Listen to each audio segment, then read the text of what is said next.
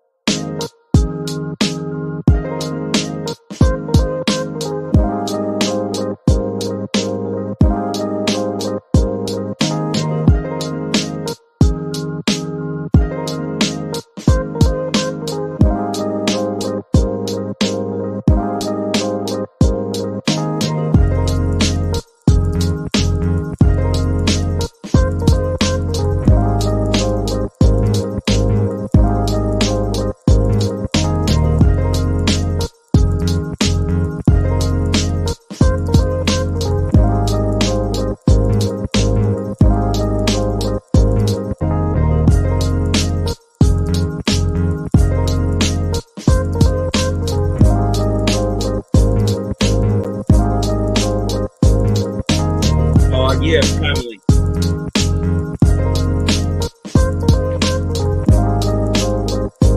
Fresh back from Etheria. Got a little talk to Ja.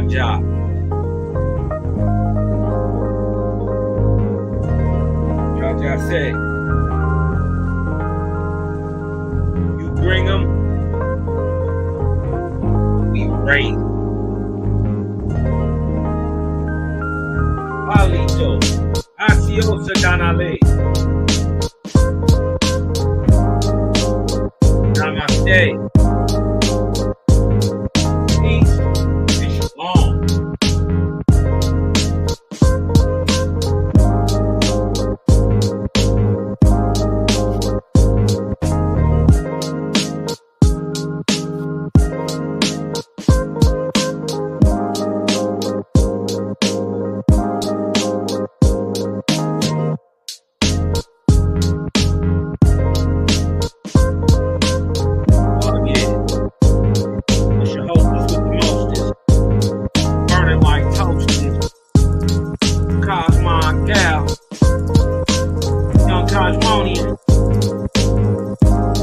It'll bring that fire, it'll bring that vortex and energy. It'll put spin on it. We're going to learn a little bit about vortexium today. Some of the great scientists who used it, founded it, tried to explain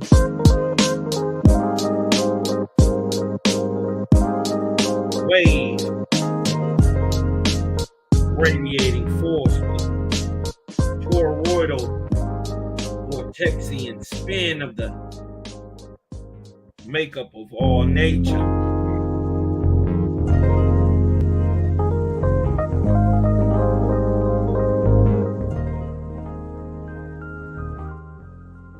We're gonna break down a couple things, you know what I mean? Creator Gang is in the house. Let's see who we got up in this thing checking in tonight. Oh, peace to global purpose. You know what you do. You know what you did. Spread that good vibe along with the family. Thank you for supporting Global Purpose. She Brew. Mighty Midget. Brook Long, keep it on. East Coast affiliate in the house.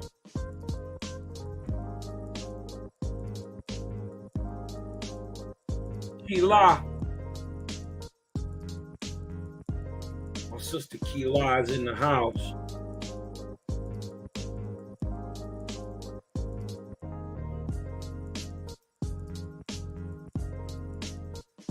All praise to the faithers that will enter the building. Light and love, yes indeed, sister. All praise to the Most High Creator, Jah. Order Maz, Ego Quim, first and the last, the all that is all.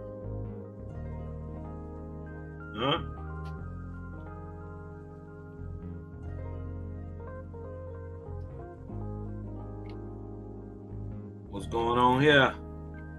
Sister Kila say we was reading over the story of New Gom's redemption today and how they signal to each other certain signs in the name of Jehovah. Yes, indeed.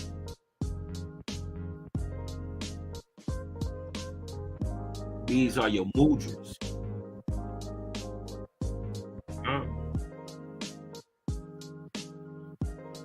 You know we give it up over here. That sign of creation.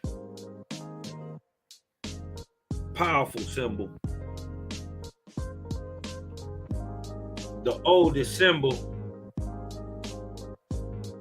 in all creation and represents all creation, and in the oldest writings found anywhere on anybody's cave, anybody's wall,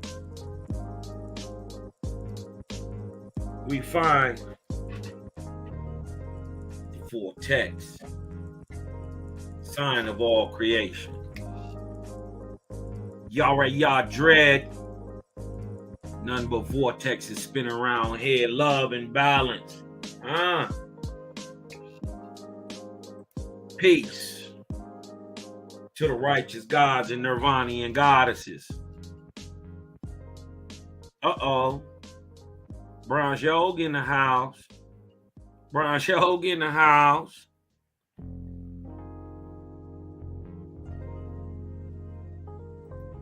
What you say? Like, that is so cold, and how they speak with so much love, it is powerful to read. Light of thy light, power of thy power. Bless these, your children, indeed. And notice, God is calling out someone else to get his light and to get his power to bless his children. Who God pray to? Who true God pray to? None other than Jehovih, the creator of all. Bezel in the house. I told myself, I bet Cal on right now. Didn't even get the notification, man. If y'all didn't get your notifications, go back in. Hit the bell again, man. It all helps the algorithm. They've been shadow banning me. Y'all probably won't see video number 17. Why? I don't know. They don't tell you why they ban you or they block you. Or I went through video 17. It's still up. But they was trying to put a copyright strike on it for some reason, and I don't understand why. I own the rights to everything on here, even the music.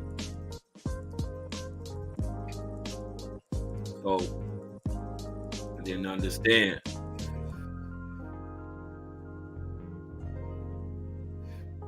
Ray in the house. Set apart living TV. This the real Sister Ahuba. We don't know who the other one is. But peace to the righteous goddesses and Nirvanian gods. Let's get into it, y'all. We gonna show y'all about a man named Wilhelm Reich. Another guy you should learn about, if you don't know about, look up Wilhelm Reich. He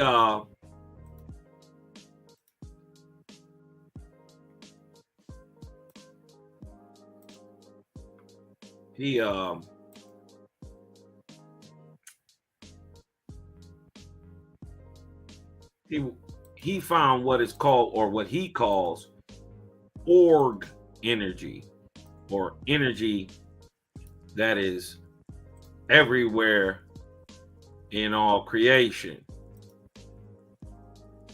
As readers of Owaspy, we know this all permeating energy to be Vortex, the creative force. We're going to get down to the people who found this out and proved this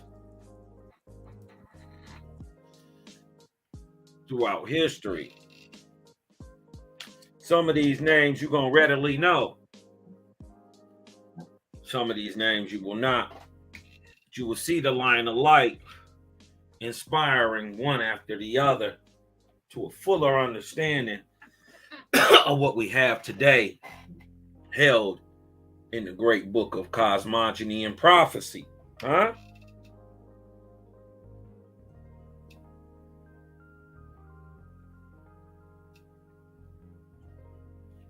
Quick read, real quick. Just something I wanted to add in real quick.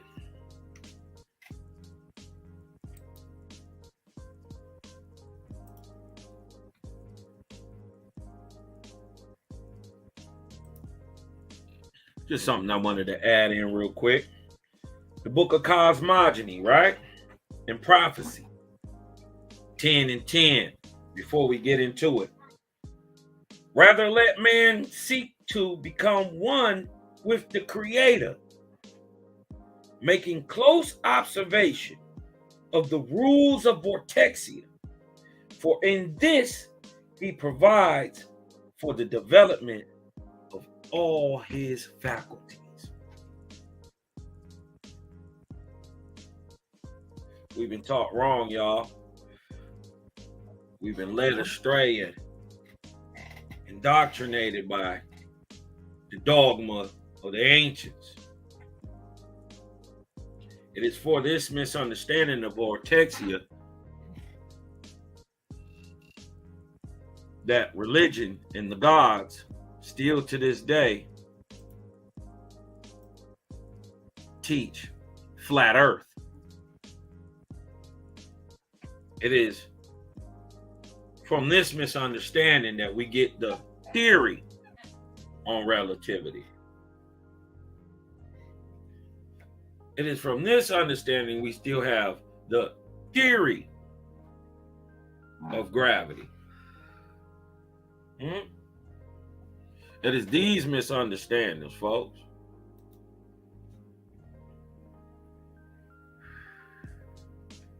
Ira Immortal, Intuitive Goat. Shout out to the sister Deshawn in the house. You dig what I'm talking about? Get them thumbs up in the chat. You dig what I'm talking about? Hit the like button, subscribe, and share on your Facebook, your IGs, and your Twitters. Put that little twist of Cosmon in them boys' life. You already know they shadow banning me, so they don't like when I do this.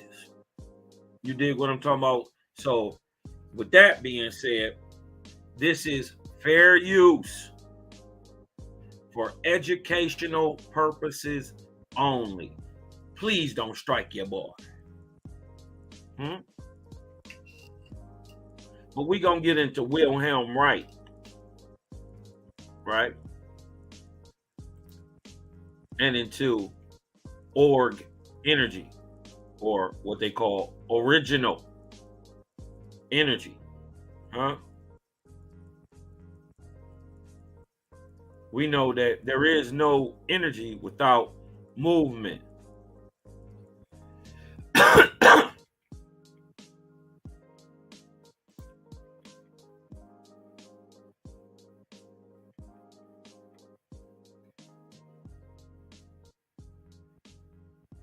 Watch this.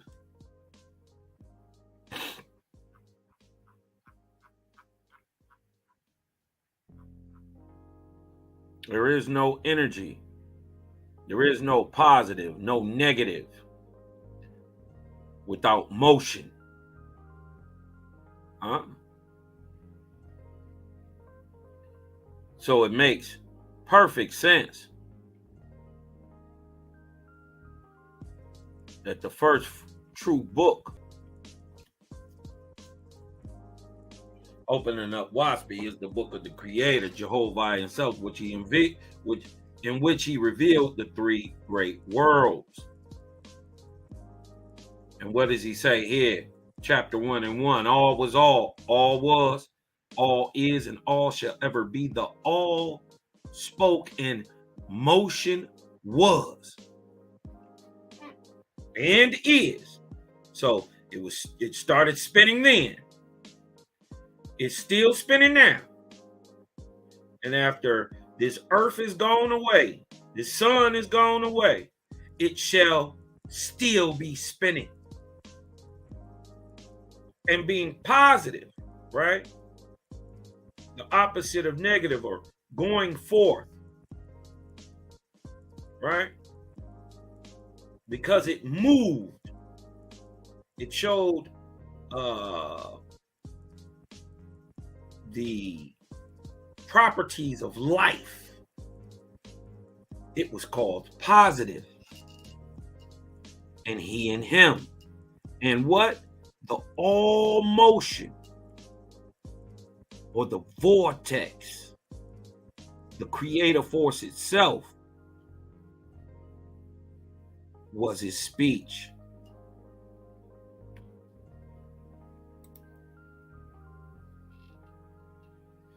Let's get down here. Knock down a little bit of the background sound. And let's rock out, y'all. Wilhelm Reich. Now, understand that they're trying to understand this all-pervasive energetic force. Huh?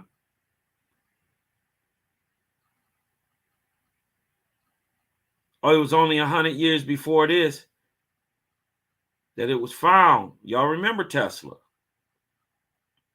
Or the radiative force, huh? The so-called electricity, huh? The force that's everywhere. Check out Wilhelm Reich. Full potential. We must be willing to see the ways that information is being suppressed or discredited. And nowhere is this manipulation more common than in medicine. Western medicine, albeit technologically advanced, treats the symptoms of illness with expensive pharmaceutical formulas and patented machinery, which reaps billions of dollars each year. Notice they said it treats the symptoms. It does not cure the issue. Because our pharmaceutical uses a poison. Huh? Something that then whipped up. Man then whipped up himself. Right? To not cure the illness, but to treat the symptom. Check it out. Here for those in the industry. There are many effective alternative options, however, for addressing illness. But in the last century, Western medicine has effectively swept them under the rug. Among the most commonly overlooked options is a uniquely effective, non-invasive therapy that was created by a doctor named Wilhelm Reich. Using simple materials, Reich's healing invention tapped into the life energy. Before we go on, right? While y'all watching this, and let me know what state y'all from and what remarkable y'all smoking results. on, man. I'm What smoking more, on Clemtown anyone Runts. could What y'all duplicate blowing that on? power. I'm from Detroit. It's Kai's If mine. you search I'm from for the evidence of Ethereal its heavens. efficacy, Where you from? you may have to dig deep to get past the character assassination of its founder, which many people believe was the dark result of Reich discovering something that could completely change our understanding of health and disease. Join the universe inside you. Create a new reality as we go deeper into understanding Wilhelm Reich's simple technology for cultivating orgone energy. Look at the shape. Pay attention.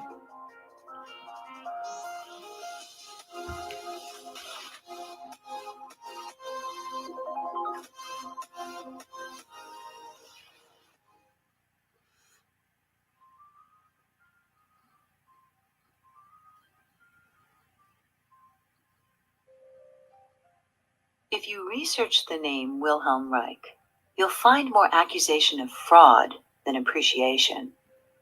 While there's no question that he pushed against the grain with his controversial ideas, early on, Reich earned great respect as he paved his way through the field of mental and physical health. Wilhelm Reich was born in 1897 in Austria and became a very well-educated, prominent psychoanalyst in Vienna. He traveled to numerous countries for his life work and wrote several influential books.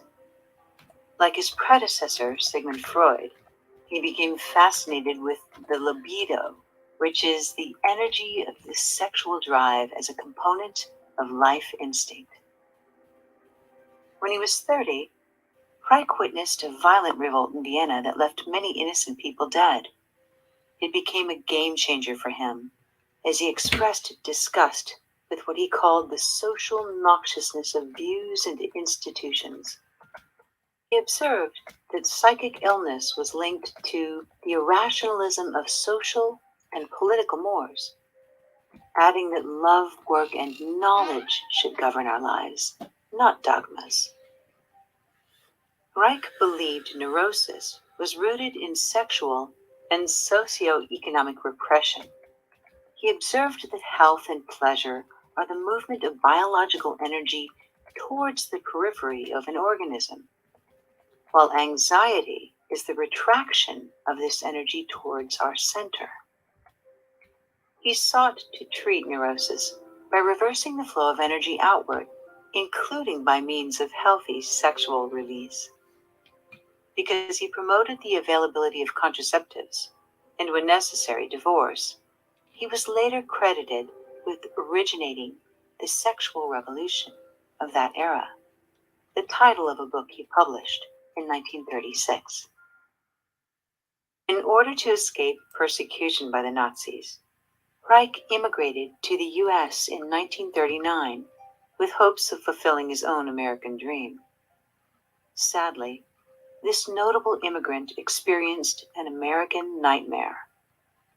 Though his work had always been held in high esteem, he was sadistically, professionally destroyed, just as he attempted to share new healing methods with the world. What happened? Could he have really just cracked? Or might his ideas have presented a threat to the existing medical industry? Dissatisfied with the headiness and what he called contrived foothold of scientific theories, Reich chose to focus on the biophysical aspects of psychological conditions.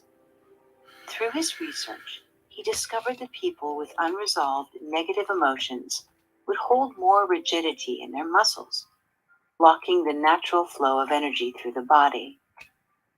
He referred to this tension as muscular armor, and noted that firm pressure of his thumb or deep massage into a rigid muscle would elicit a strong emotional response, accompanied by physical pain, that then appeared to stimulate the memory which initially created the tension. The more repressed the mind, the more stuck the body.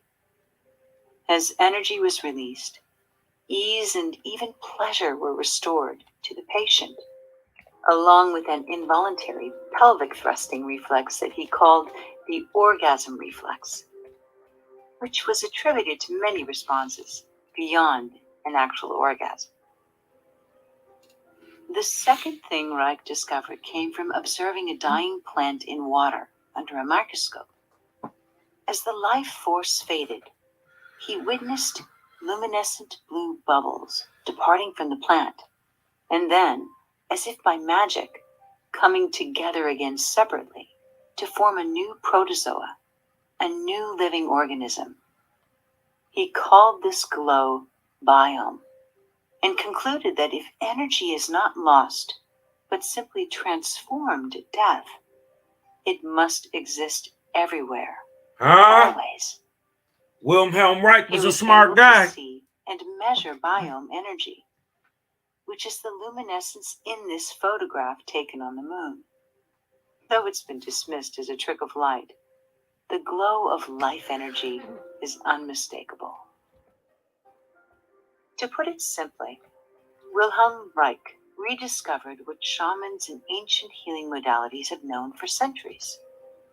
There is an energetic life force in the universe, an etheric substance that is the essence of every living thing and non-living thing.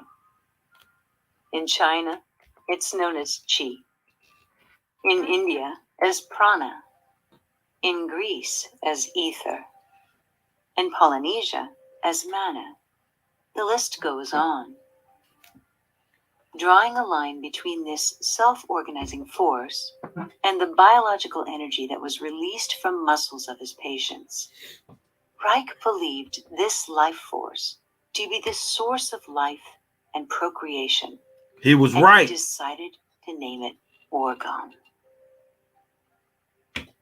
Reich was trained in Western medicine, but for thousands of years, healers and shamans of many cultures have been cultivating this invisible energy in order to restore health and heal disease.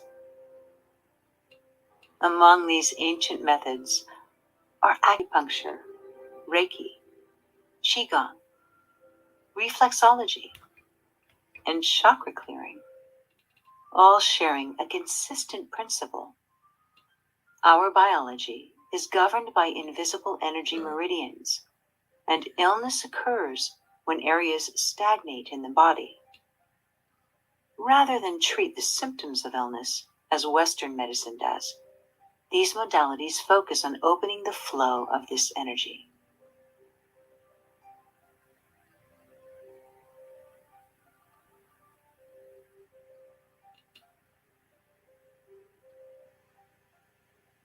Reich was able to detect and measure the existence of orgone with a simple device, as described in his book, The Cancer Biopathy. This device was an induction coil in a series of metal plates with a light bulb in between them. Whenever an orgone field approached the meter, the light would actually turn on. For anyone seeking something like this today, an experimental life energy meter is not unlike a battery reader and can measure the energy in people, animals, plants, even food. As Reich studied orgone, he noted that there is positive orgone energy, POE, which was organized, structured, and life-giving, and deadly orgone energy, DOE, which was anti-biological, stagnant energy that would lead to decay and entropy.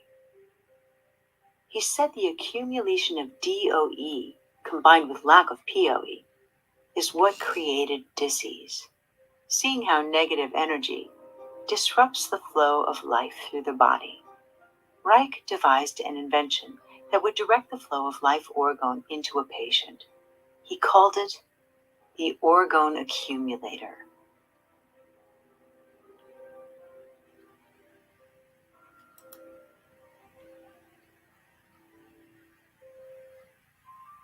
Reich's invention was designed to concentrate positive energy around and into a human being. It was based on two principles. Organic material, such as wool and fiberglass, attract and hold orgone energy. And inorganic material, such as metal, attracts and then immediately repels energy in all directions. The orgone accumulator was a box-like enclosure lined on the inside with metal and then alternately lined with an organic material, repeating for any number of layers. The more layers, the higher the concentration of energy inside the box. Energy by the organic layers was directed inward by the metal ones. Any energy reflected outward by the metal ones was reabsorbed by the organic material and redirected into the box, causing orgone to accumulate inside. Patients would simply sit there, allowing energy to restore their health. As Hippocrates pointed out, natural forces within us That remind are me the of true something. healers of disease. For the same reason, That reminds me of something. I'm gonna go back just a little bit. But that reminds me of something. I think it's the book of cosmogony and prophecy. Is it 10? I think it's 11. Let me grab it real quick. That when they said this thing is in them, this is this energy. How they put it? Let me put them in their words. patients would simply sit there, allowing energy to restore their health. Right. They allowed the energy to restore its health. Hippocrates pointed out, natural forces within us are the true healers of disease. Boom. Right there. Book of Cosmogony and Prophecy, 11 and 10. Says, he who heals by laying on of hands only gives off the vortexia he has previously received. Let him see to it that he replenishes himself by what? By sunlight, so-called the Vortexian wave. And trees and herbs and ground to walk upon for giving away of what? This so-called orgone force, this Vortexian energy, right? Because he said healing, laying on the hands, is only giving off vortex. That's all it is. No trick. Like they say, Obi Trice, real name, no gimmick. Huh? For giving away without replenishing will soon result in nothing. Huh? You can't take without replenishing. And the proof of that in the creation is there is no light without a source for that light. Huh?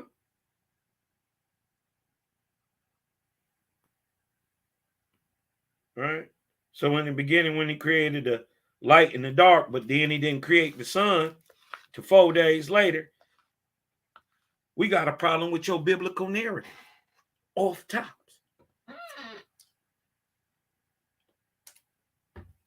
How'd you create a heaven with no sun?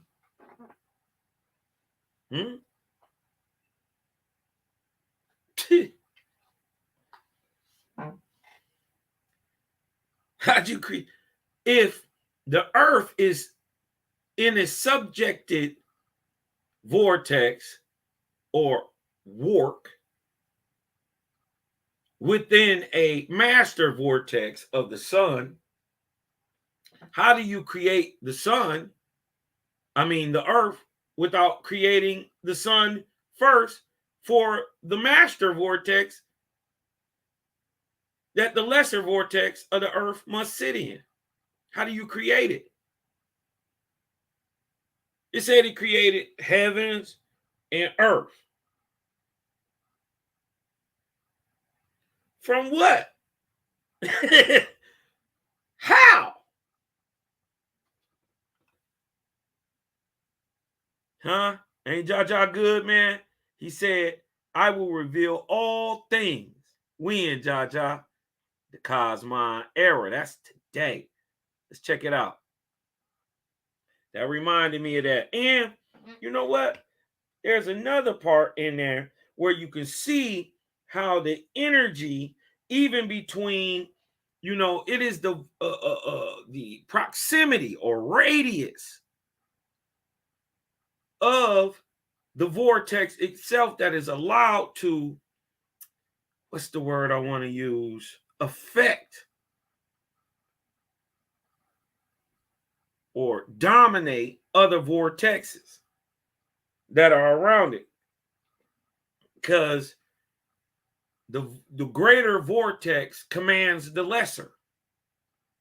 So just like our sun is stealing energy, light, so-called electricity, emotion from the planets and its vortexian spin, so would be the same if a big man was next to a child. Dig this. As a young child sleeping with a very old person loses vortexia, becoming emaciated, or as a negative husband is devoured by a positive wife, or a negative wife devoured by a positive husband, so is the prophet consumed by the multitude. When a prophet has attained to discharge vortexia, so as to make raps at will or move things or heal men, return people's hearing back, give them voices for the dumb, sight to the blind, turning 5 loaves feed 50 lamb niggas. You dig what I'm talking about? When you got to that level, like Yeshua said, the things I do, you gonna do. Well, how we do that, Jeevus? Well, logically, we gotta be the same thing.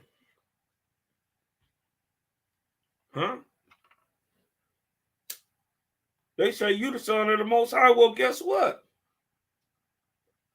Rah. So am I. When a prophet is attained to discharge vortexia, so as to make raps at will, he is also subject to the presence of people from the unseen worlds. And these people, being spirits or angels, use this vortexia. Even the angels use this. This is the misunderstanding also of ether.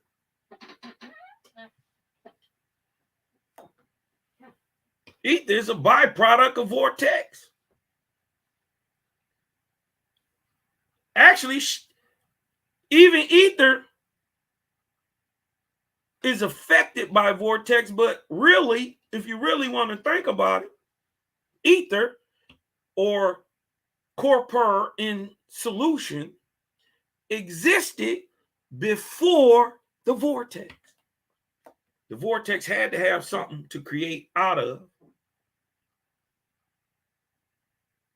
the corporeal substance in solution. That's how the building of the etheric heavens is also. But let's get back to it. For the same reason a paper cut or bruise heals itself, the orgone accumulator simply accelerates this process. Look at the stuff they hiding, man. Naturally, Sitting in a box as means of healing. But we're going to sounds show a you how to little do this hokey, yourself, but Cosmo. the difference Not in here to energy just talk you to created death. by the device I'm going to show you how to can be do this verified two yourself. ways. By comparing the temperature or And you don't the need no box. electroscopic discharge rate inside the box versus outside. You don't need no machine. Reich started with plants, noting that they grew much faster. Creator say he is sufficient for all his creations, right? Sit inside Well, then for a 22 baby seconds, should be able to do while ambient orgone energy this was healing. through the skin and lungs. Let's show you a good way to Reich start. observed under a Shout out to microscope Wilhelm Reich. that red blood cells would begin to emit a blue glow at their fringe. The result was remarkable. Patients reported a warmth, relaxation, and sometimes a prickliness. The skin would flush and sweat with the feel of a soft glow. Reich noted that a multitude of illnesses healed more quickly or were even healed entirely. Look at the as light a result spectrum. of time spent in the accumulator. These conditions included digestive issues, injuries, bug stings, burns, muscle or joint aches, impotence, and even more challenging conditions like cancer. Another benefit Reich noted was the change of attitude. His patients expressed more joy, happiness, and positivity following a treatment. The accumulator appeared to release stuck negative emotions and to replace them with positive ones. He did find one danger, however.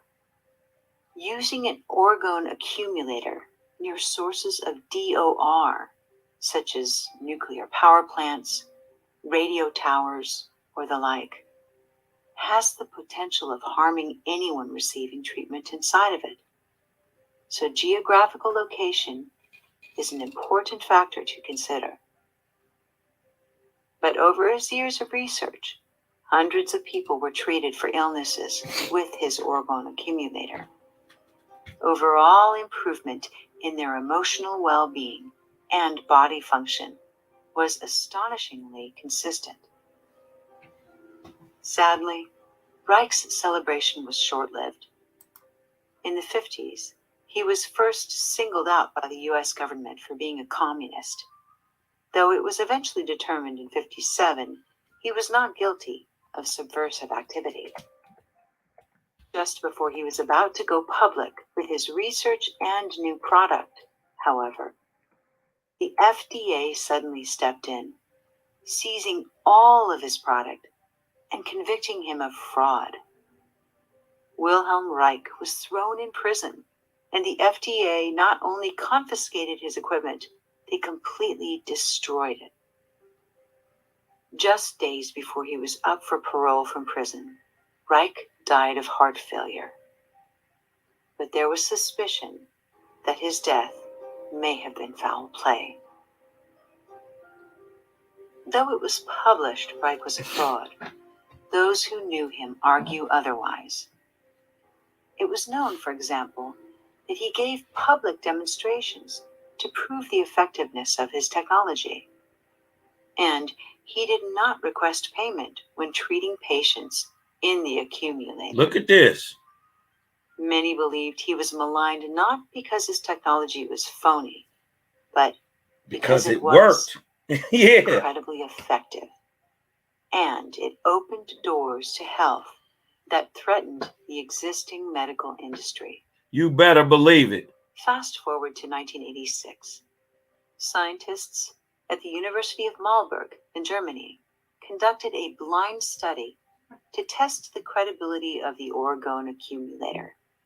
And they concluded the orgone energy accumulator device conceived by Reich may have a significant effect on the human organism. Reich had left instructions that his unpublished papers be stored and sealed away for 50 years after his death. In 2007, they were unsealed. And in 2015, y'all noticed that? 2007? published that the dominant narrative of Reich as a Y'all notice that?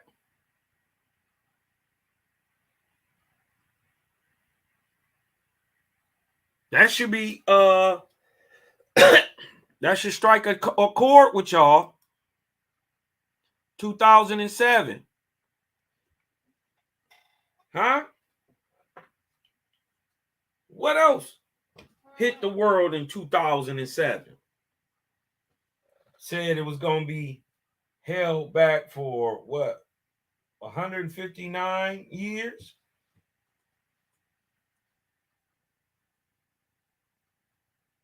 Huh? What else hit the world in 2007 massively? Came out the cut massively. Huh? OSPI. All right. Pay attention. On the human organism. Reich had left instructions that his unpublished papers be stored and sealed away for 50 years after his death. In 2007, they were unsealed. And in 2015, Harvard University Press published that the dominant narrative of Reich as a pseudoscientist is incorrect.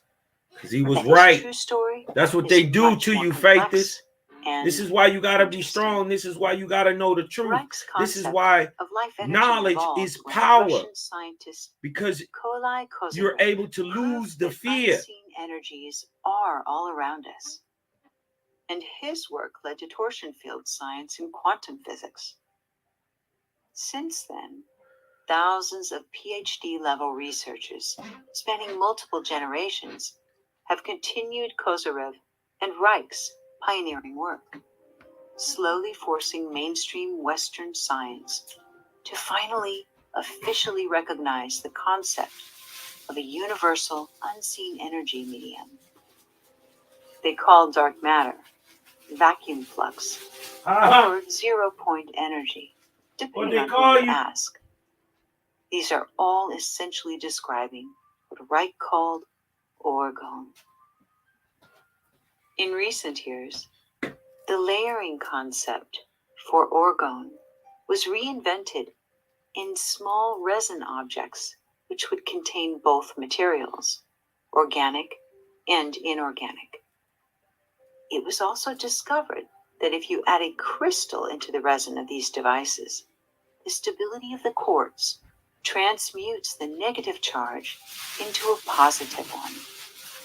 Also, the resin shrinks during the curing process, permanently squeezing the quartz crystal inside, which creates a piezoelectric effect.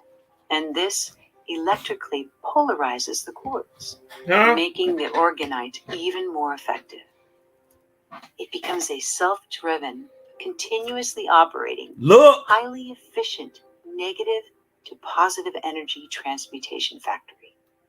When orgonite is within range of any source of negative energy, emotional, physical, or chemical, it's said it will efficiently and continuously transform it into positive energy. Did y'all see the spiral energy coming up, the vortex? Is defenseless against the effect. Did you see it? Now, of any source of negative energy. Look. Sign of creation, man. Is y'all really looking?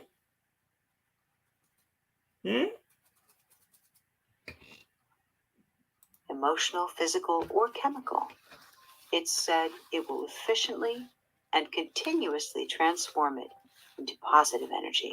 Ain't that right? And the harmful energy is or does it turn it from positive to negative? Now, a growing number of people are using it to remember it is the negative state being emitted 24/7 that gives growth. Cell towers, cell phones, Wi-Fi, and smart grids, just to name a few. It is the alkaline state of EMFs that allows growth. our landscape like electromagnetic smog. And everything grows in the dark. This change in the biological frequency of the Earth over the last 20 years is said to affect us all on a cellular level. Just a thought. Have you noticed, right? You dig what I'm talking about? Just a thought. Hear me out on this real quick. Have y'all noticed that every year that they've turned on a major radio wave of some sort, we go into an epidemic? We have a brand new power disease. And I'm going to just go in the last 20 years. Let alone when they turned on radio waves in the 1920s for radar. We instantly, for war and radar in the end of 1919, 1920, we instantly go into a pandemic. But have you noticed, every time they turn on one of these gigawatt layers of radioactivity, we instantly go into an epidemic. For instance, like, do y'all remember when we was at G1 phones? We had mad cow, and then we had swine flu. They turned on G2. We instantly went into a pandemic within epidemic, excuse me, not a pandemic, an epidemic within 90 days to 180 days. We had swine flu, and then we had N1H1. We had and every time they turn on one of these bandwidths, right? And did you know y'all had to buy a bandwidth?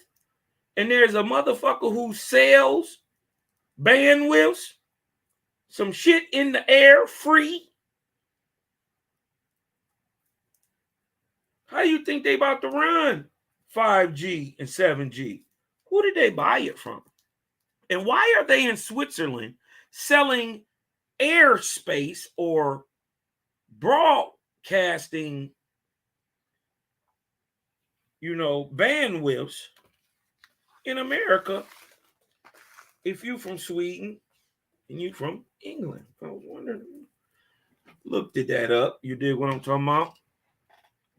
Every time they turn on one of these bandwidths, we got Zika. We got SARS, MERS, what's the Ebola? Every time they turn on one of these bandwidths, and then the proof of that is, if you don't believe what's really going on, if you got a fish tank, right, and you want to see some really messed up stuff, throw a battery in your fish tank, like the old 2 prongs. Throw one of them in your fish tank. You won't be able to see what's going on, but it's going to affect your fish.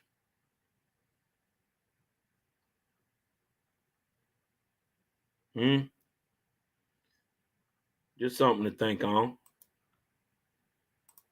Though we may not be aware of the additional stress until we're far away from it and surrounded only by Mother Earth and Orgone. There's even an internet-led movement called the Orgonite Gifting Movement, where people bury Orgonite devices near cell phone towers to mitigate harmful effects. Orgonite devices are most frequently used for the effects of electronic pollution, stress, depression, headache, insomnia, and brain fog. Like the accumulator, they are said to turn negative energy into positive energy, to purify the atmosphere. Or positive energy to negative. Remember, the energy is going out is positive. Pests, to disarm and repel predators, and to inspire a pleasant demeanor and a balanced, happier mood. To remedy insomnia and In the night split of nightmares, time it and takes to best of turn a all, negative to ion, awaken leaving the your earth innate positive, psychic senses. light is created, and we find the speed We of can't light. tell you for sure whether or not So the orgone magnetic therapy force coming in must or be what? orgonite are effective. Positive. Because energy medicine is not clearly measurable, most doctors dismiss it as hogwash. But it's clear, as long as you're away from negative energy sources, there is certainly no harm done in trying them out. Skeptics may say these stories are just the result of the placebo effect. Others may see orgone as the thread of connection with the divine. Those people are smart. It is curious that a healing technology would be so maliciously discredited, which at its best is miraculous, and at its worst, completely harmless. What we just say Maybe last Wilhelm last Reich thing. was crazy. People always call things they don't Maybe this understand highly miraculous. educated doctor simply posed a threat that should be tested in Western medicine. It's just And beyond yet, your level of understanding. This is what he said. Nothing is miraculous. Whatever you have done Only the to me Creator or is will do to me miraculous. in the future, whether you glorify me as a genius or put me in a mental institution, whether you adore me as your savior or hang me as a spy, sooner or later, necessity will force you to comprehend that I have discovered the laws of the living. Uh-oh. I have disclosed to you the infinitely vast field of the living in you, of your cosmic nature. That is my great reward. Uh-oh. Faith is right there. Probably didn't even know it. You dig what I'm talking about? Enjoyed this video. We hope you'll subscribe. Definitely a faith is. You dig what I'm talking about? So I want to go to real quick the Book of Cosmogony and Prophecy. Right? This is 9 and 1. Let me go. Let me show this for you. Book of Cosmogony and Prophecy.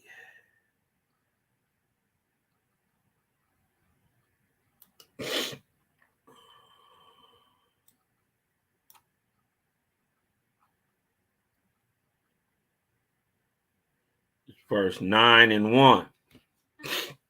We want to get this understood. Get this totally out the way. Right? The same force, Vortexia, pervades the entire universe. Niga. Everywhere. But differently. Right? It's in everything. It's everywhere. But it only acts differently according to volume, velocity, and configuration. So it's in everything. Okay, this is why we tell you to eat a herbivorous diet. Why? Because let me show you.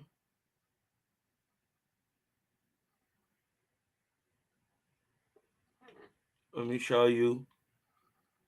Book of Cosmogony. 1 and 36.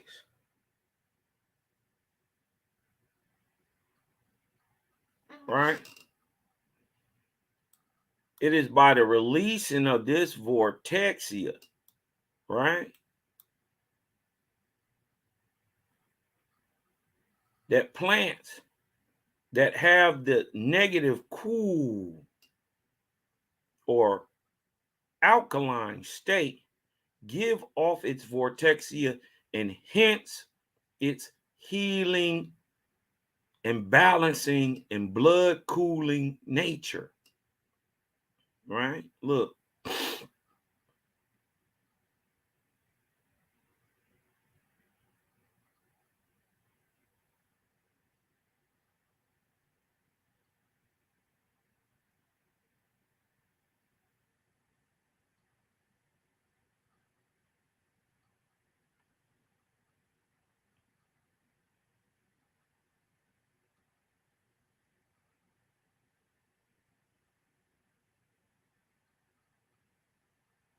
let's just start.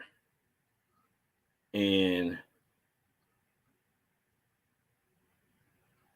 I want to read, let's read 35, right? But we're going to start right here.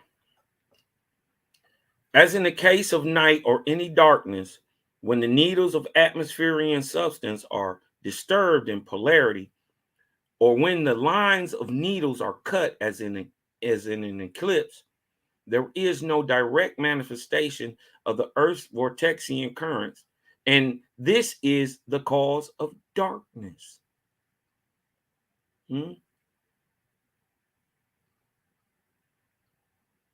So when there is no vortexian current being smashed on the light side of the planet, you dig what I'm talking about? The other side is dark. And this is the cause of it.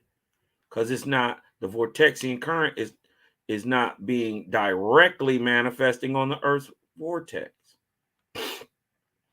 For which reason, look at this, nitrogenous plants grow rapidly at night. Nitrogen, phosphorus, and potassium are the three things makeup of a plant and the things that make them grow. But they only grow at night. So do you. Only grow at night.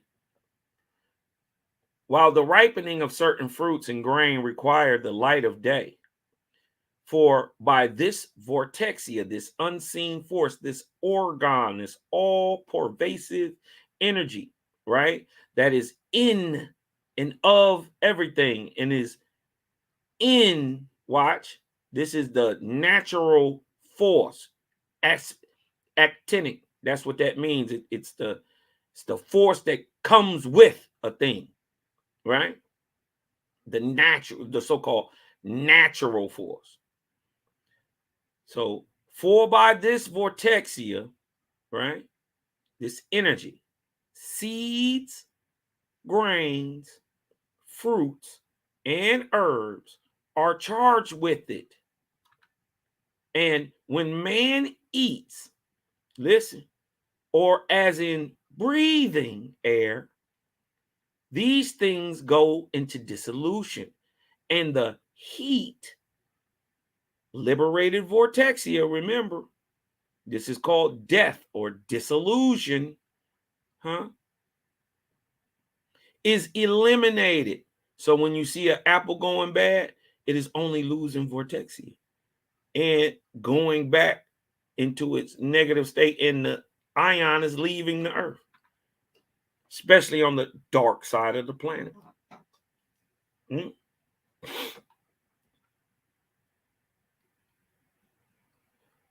Watch this.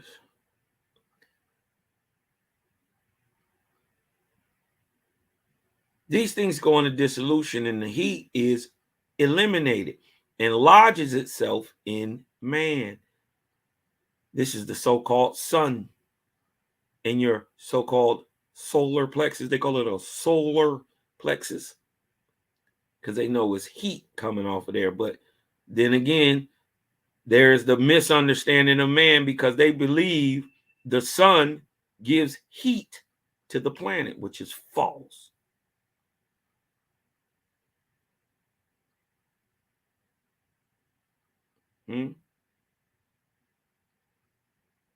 It is the source, or it's not even the source of light on the planet. The source of light on the planet is the vortex, but by the sun acting, right? Acting with its vortexian current, which is now called magnetism, right? The magnetism given to the earth,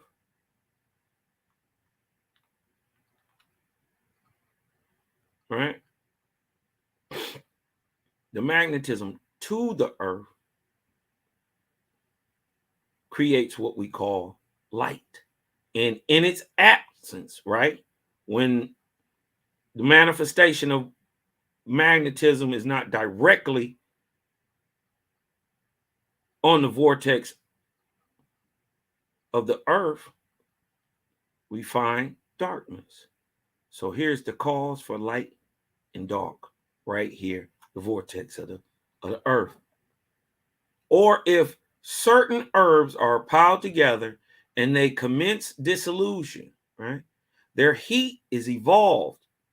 Liberated vortexia manifests as heat.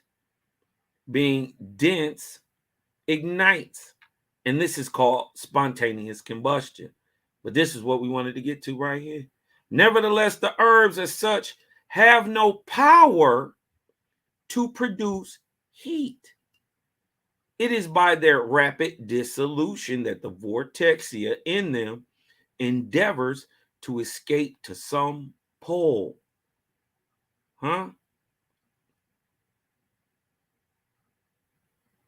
This even works in the body.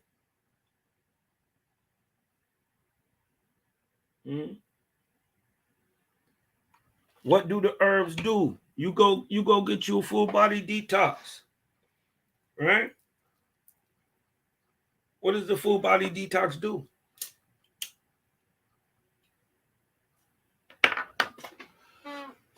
It cleans the brain, right?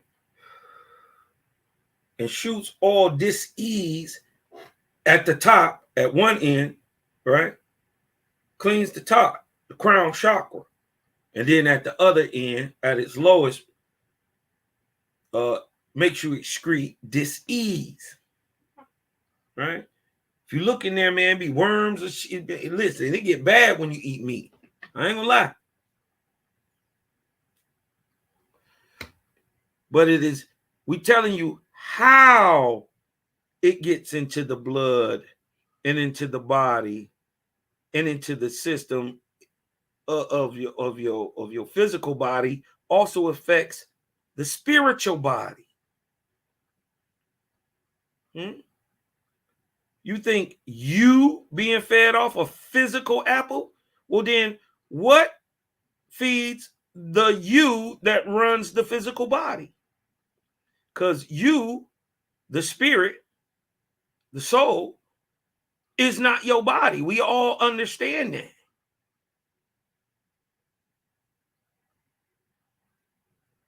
The force that makes you go and think, the force that makes me individual Calvin, that there could never be another Cosmon in this world, that is me. But that don't mean that it's only and solely tied to this physical body. Because obviously what it is can't be seen.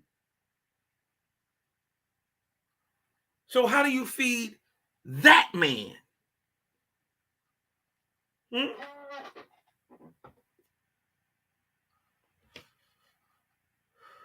It is off the atmospheric or spiritual part. It's up to every down, as above, so below. So if I'm feeding my body with an apple, it is the vortexian energy of the atmospheric part that feeds the atmospheric man. And then once you rise even higher, graduate as a bride and bridegroom, then there is etherian food. And even I sometimes you think about this stuff and it is utterly astounding. But see, over here, we ain't confused. Ain't nobody throwing us over in no hell for 1,000 years. Ain't no killing the children over here. We not worried about it over here. We gonna get it sooner or later over here.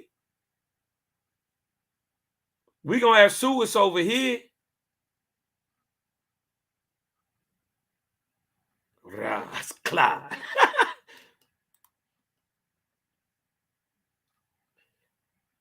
Y'all right, y'all dread say they probably breaking down our molecular structure with all this stuff. Indeed. mRNA, and hey, it is what it is. Let's see if I can blow it up a little bit.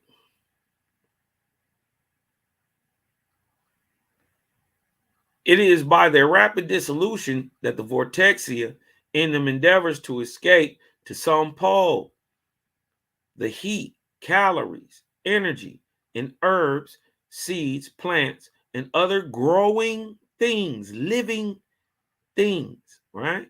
Where the life is, the vortexia is there because they are the objective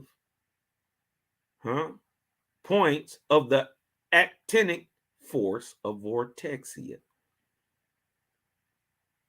And this heat in herbs, being vortexia, but manifesting in a particular way, is equivalent to the same thing in iron, which is called magnetism. Look, being also vortexia, but manifesting in a different way. Huh?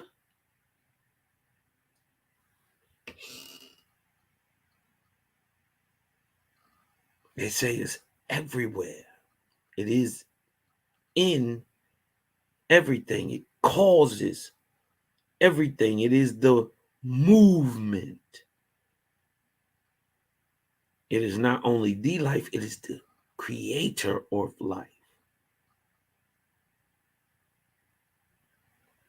The vortexia, the first cause of creation. Movement. And its liberation from plants or polar manifestation from magnets is the same thing as that which is discharged in a magnetic flame, spark or stream of electron, called electricity. Look, your body is electric. Sebi been telling you. Sila been telling you. I can't lie. I've been telling you. For it too is vortexia. This electricity. This negative, this positive. There is no electricity or a spark or stream of electrons without a negative and positive movement. So what's moving the electron when by themselves they'll just sit there? He say the all spoke and motion was, is, and ever shall be. It's the coldest words ever spoken. Flat. I've never heard words come with that much power. The all spoke.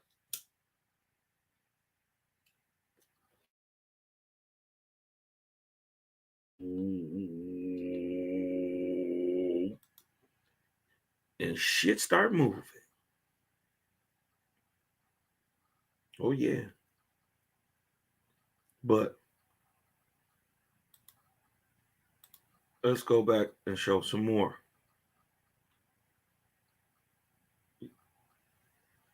Many of y'all are aware of this dude, Tesla. But what did Tesla learn? Tesla learned about org energy, right? Let's get a. I'm not going to assume everybody heard about Tesla. So let's get into Tesla and why his name is popping in the world today. They then built a car around his work. You know what I mean? And he was trying to give people free energy. And I believe the big heads couldn't take that because it stopped profit. Well, look, this is Tesla's 369. And what? Vortex math.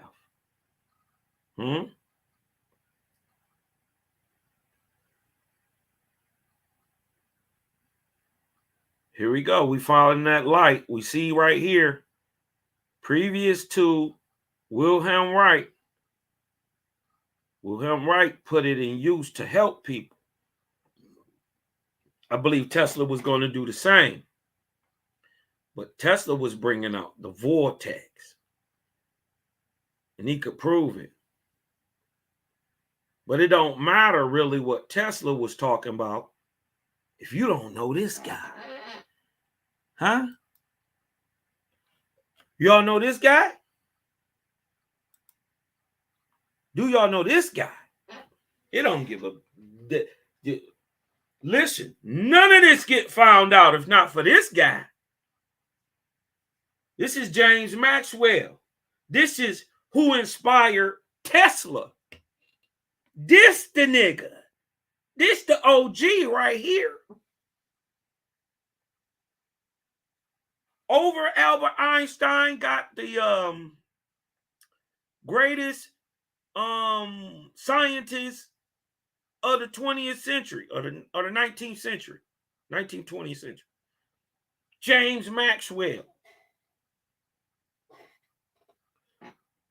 James Maxwell, the nigga who ended up through first of all, he is the godfather. Right? He the great grandpa of quantum physics. Ain't no Tesla. Ain't no Albert Einstein. Ain't no Planck. Ain't none of them niggas without James Maxwell. Let's see what it say about the OG. James Maxwell, a mathematician and physicist. He was born in 1831, died in 1879. Young. A Scottish physicist, James Maxwell's contribution included the formulation of the classical theory of electromagnetic radiation. And the production of the first light-fast color photograph. The very first photograph, 1951. That's James Maxwell. His Maxwell-Boltzmann contribution explored the kinetic theory of gases. He also written poems and was an elder of the Church of Scotland. But let's go a little further on James Clerk Maxwell, right?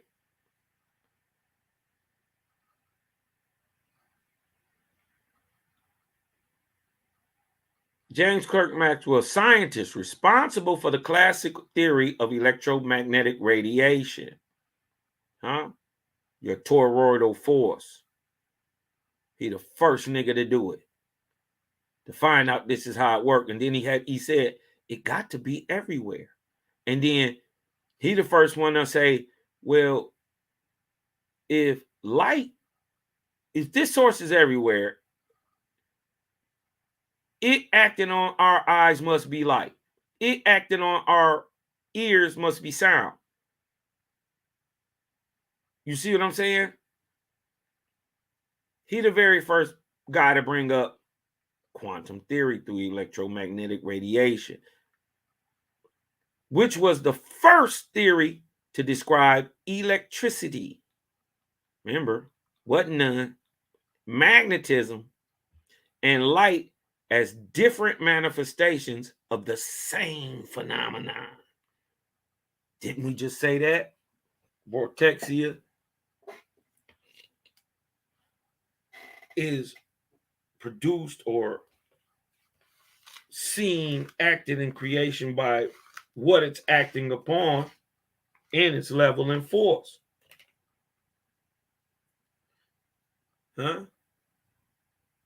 Maxwell's equations for electromagnetism, have been called the second great unification in physics, where the first one had been realized by Isaac Newton. With the publication of dynamical theory of the electromagnetic field in 1865, Maxwell demonstrated that electric and magnetic fields travel through space as waves. He was right. moving at the speed of light. He proposed that light is an undulation of the same medium. He was right. It's vortex. That is the cause of electric and magnetic phenomena. He is exactly right. What did it just say?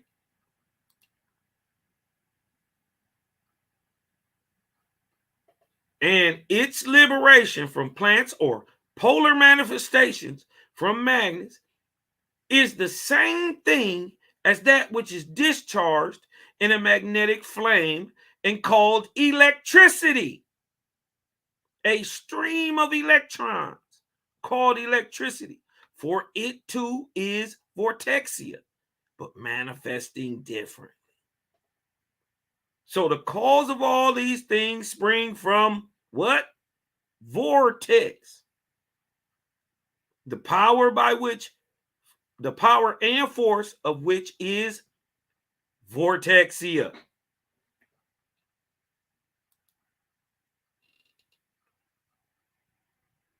The unification of light and electrical phenomena led his prediction of the existence of radio waves.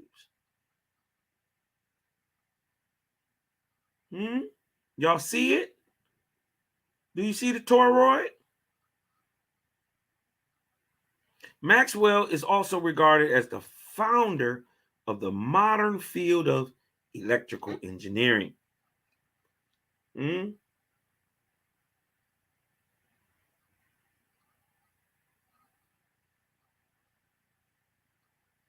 Look, first of all, let's get down there. He helped Maxwell Boltzmann distribution, a statistical means of describing the aspects of kinetic theory of gas. It's not even a theory anymore.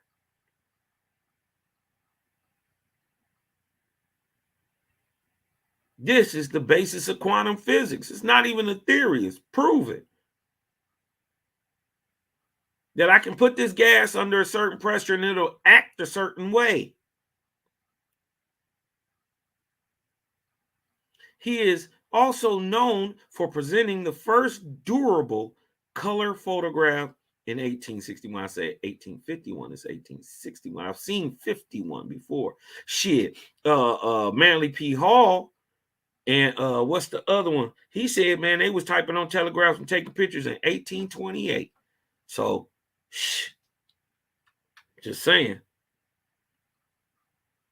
And for his foundational work on analyzing the rigidity of rod and joint frameworks, trusses like those in many bridges, his discoveries helped usher in the era of modern physics, laying the foundation for such fields as special relativity and quantum mechanics. Look, many physicists regard Maxwell as the 19th century scientist having the greatest influence on the 20th century. His contributions to the science are discovered by many of the same magnitude as those of Isaac Newton and Albert Einstein. Maxwell was voted third greatest physicist of all time, behind only Newton and Einstein. On the centenary Maxwell birthday, Einstein described Maxwell's work as the most profound and the most fruitful that physics has experienced since the time of Newton. This is what Einstein said. When he visited the University of Cambridge in 1922, was told by his host that he had done great things because he stood on Newton's shoulder. Einstein replied, "No, I don't. I stand on the shoulders of Maxwell." What?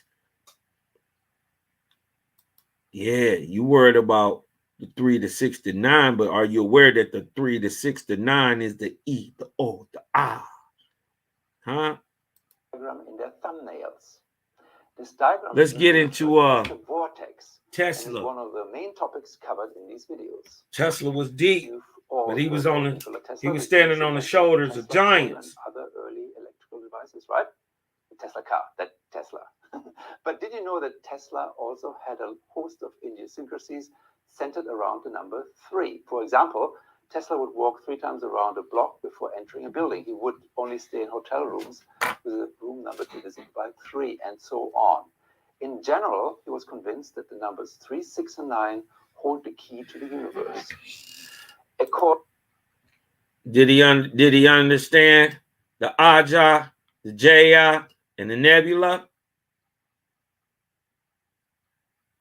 The 3, the 6, the 9, the timetables of prophecy.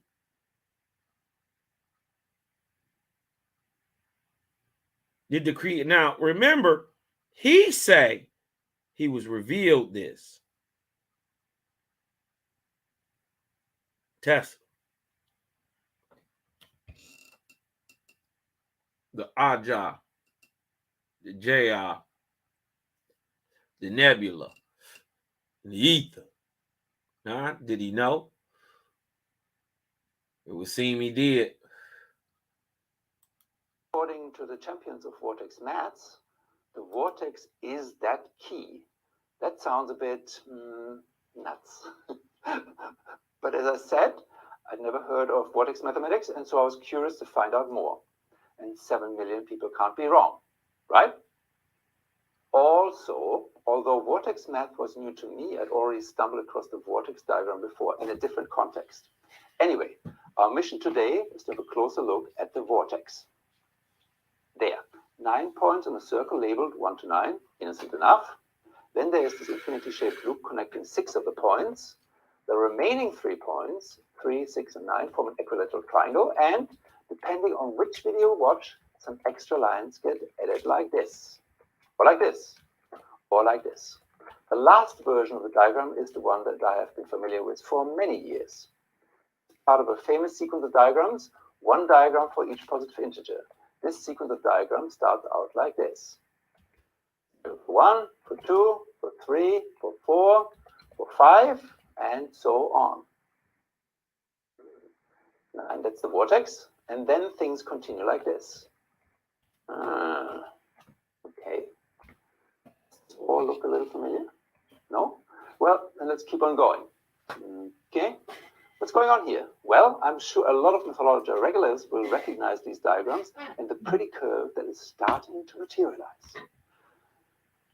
We already encountered these diagrams in the mythology video on the times table, the Mandelbrot set, and the heart of mathematics. The curve is called the cardioid, the mathematical heart curve. It pops up in mathematics and nature all over the place. For example, it's the curve you get when you roll a circle around another circle of the same diameter, like this.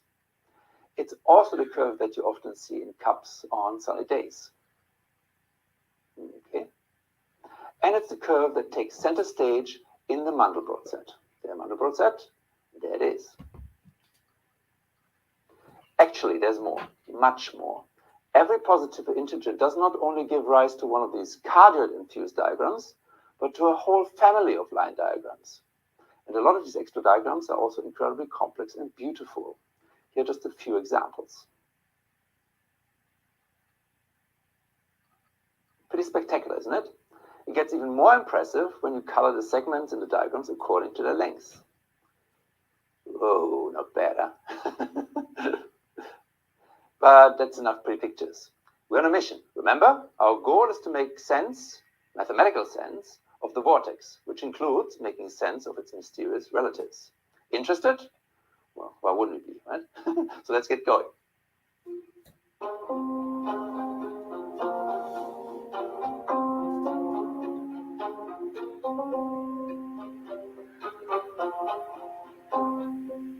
Okay, all the Tesla code videos I mentioned earlier introduced the vortex in essentially the same way.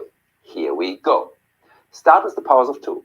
So begin with the number 1, and then every number is double the number before it. Next, for each number in this table, we calculate its so-called digital root.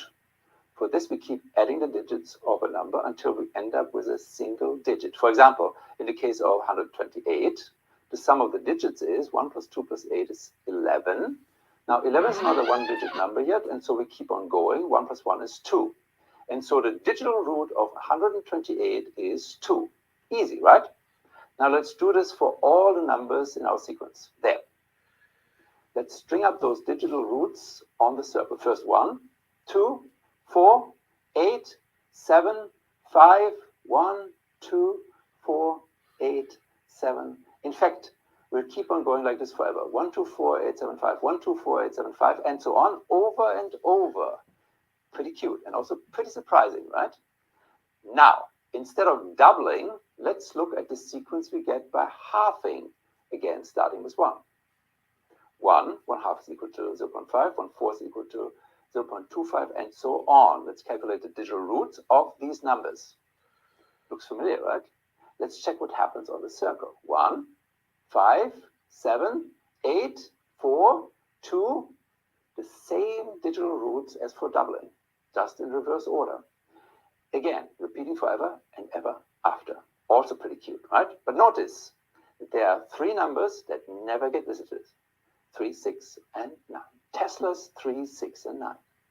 Whoa! At this point of the discussion, the absence of Tesla's 3, 6, and 9 from the cycle is usually interpreted as a telltale sign that we're dealing with some sort of divine message, some secret code, the powerful key to the understanding of the universe that Tesla was raving about. Well, maybe. I have to admit that I'm not quite able to follow the line of reasoning here. However, judging by the zillions of likes these videos Why you don't get it? enthusiastic comments, pretty much everybody else You don't understand Jaja. and fully on board with what's going on here. Must be just me, I guess. Of course, there's more evidence that the vortex is the key to the universe. Much more. Now we're told to look at You what right happens about when we that. keep doubling and halving, starting with 3 and evaluating the digital roots of the resulting numbers. There. Whoa, the plot thickens. Both for doubling and halving, the digital roots alternate between 3 and 6. There. 3, 6, 3, 6, 3, 6, and so on. There. 3, 6, and 3, 6, and 3, 6 again. The alternating 3, 6 then corresponds to a line between those numbers in the diagram. Definitely key to the universe, right? And what about the 9? At this point in time, the makers of all those videos get really excited. We get all 9s. Amazing.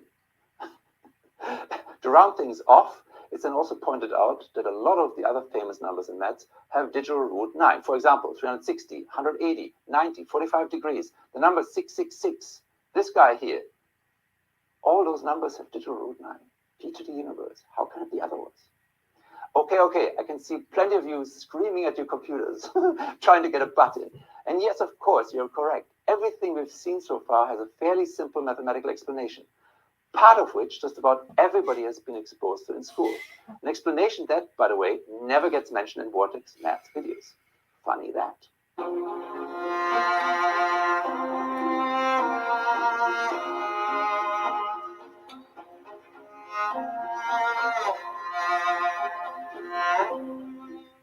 Right. Where in school mathematics do you add digits over number? Remember? Divisibility tests.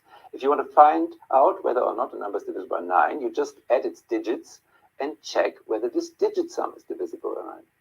That's how it's usually taught in school. As a refresher, let's do an example. 527. Okay, 5 plus 2 plus 7 is 14, and 14 is not divisible by 9, and so 527 is also not divisible by 9. Well, of course, if that works, then you can repeat adding the digits until only the digital root remains. And then, very simply, a positive integer is divisible by 9 exactly if its digital root is 9. In our example, the digital root is 1 plus 4 is 5. So the digital root is not 9, and we come to the same conclusion as before. 527 is not divisible by 9. In school, they usually don't teach this simple digital root extension of the standard divisibility test for 9. Of course, they should teach this in school, but they don't. In fact, what they should also teach is that if the digital root of a number is not equal to 9, then this digital root is simply the remainder of that number on division by 9. Nice, huh? So the remainder of 527 on division by 9 is our 5 up there. Great. Now, just out of interest, were any of you out in Viewerland taught this remainder extension in school? Anyway, very much worth knowing and teaching, don't you think? I'll show you the simple proof for all this in a little while, but for the moment, let's keep on going. To explain what's really going on with all that vortex maths, I need to remind you of 2 more super important properties of remainders on division by any number, as well as the digital roots counterpart of those properties in the special case of 9. Nothing scary, really just primary school level maths, promise. What are those properties? Well, the first property is that the remainder of the sum of two numbers equals the remainder of the sum of the remainders of the two numbers. And the second property is the exact corresponding statement for products of numbers.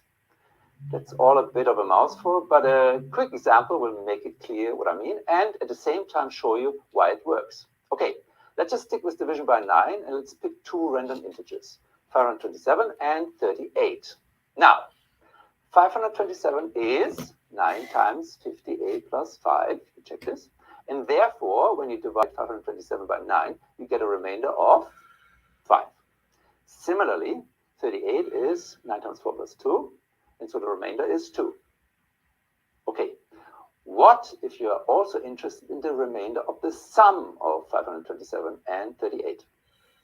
Well, of course, you can just add the two numbers, divide by 9, and this way find the remainder. Yes, you can do that, but there is a much, much quicker way. Have a look. Again, 527 is 9 times 58 plus 5, and 38 is equal to this. Okay, adding the stuff on the right, we get this. Duh and duh. So what this shows is that the remainder of the sum on the left is simply the sum of the original remainders, 5 and 2. 5 plus 2 is 7, and so the remainder is 7. Super simple, right? Well, mostly, but sometimes we have to deal with a little hiccup. For example, if you replace 38 by 44, going up by 6, the 2 on the right becomes an 8. And 5 plus 8 is 13, which is greater than 9, and so not one of the possible remainders on division by 9. But that's easily fixed. What's the remainder of 13 when you divide by 9? Well, 4, of course. This means that the remainder of 527 plus 44 on division by 9 is 4. Clear? Again, this is the sum shortcut. If you know the remainders of two numbers, the remainder of their sum is simply the sum of the remainders or the remainder of that remainder sum. That's also good to know, right? What's even more important for us is that the same also works for products. So 527 times 44 has the same remainder as 5 times 8. 5 times 8 is 40. And then 8, 2 times 8 is 16, and the digital root of 7 will loop forever. Starting with 3, you get a very small loop, 3, 6, 3, 6, 3, 6, and so on. And starting with 9, well, doubling keeps producing numbers divisible by 9. In technical lingo, what we're doing here is multiplication by 2 modulo 9. Actually, I almost forgot. If we want to think of the vortex in terms of remainders and not digital roots, we should replace the 9 at the top by 0. Remember that little difference, right?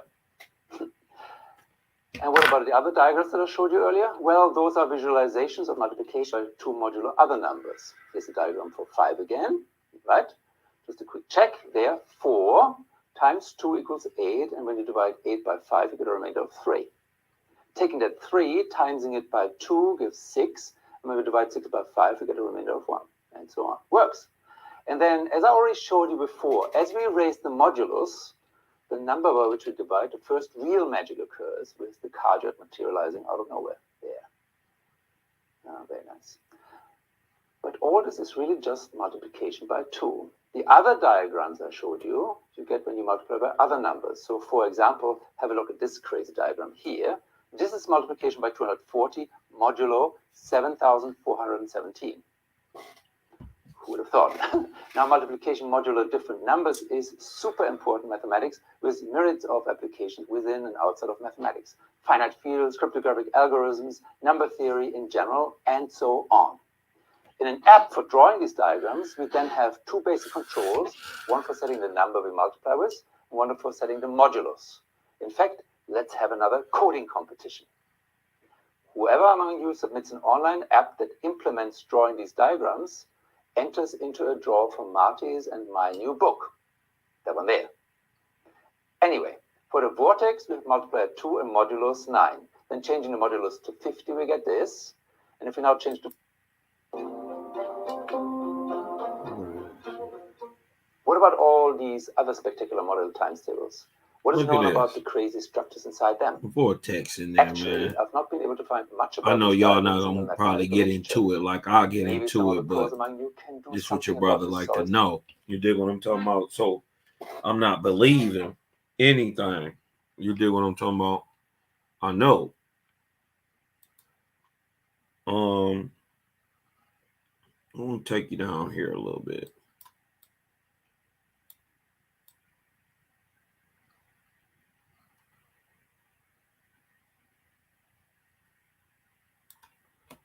Two.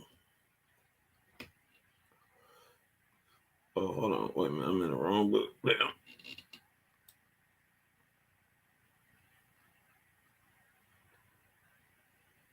I want to go to the Book of Cosmogony and Prophecy. Thanks everybody for hanging on in. It's your boy Cosmon. You dig what I'm talking about? I hope everybody getting something up out of this, man. I just want to show y'all.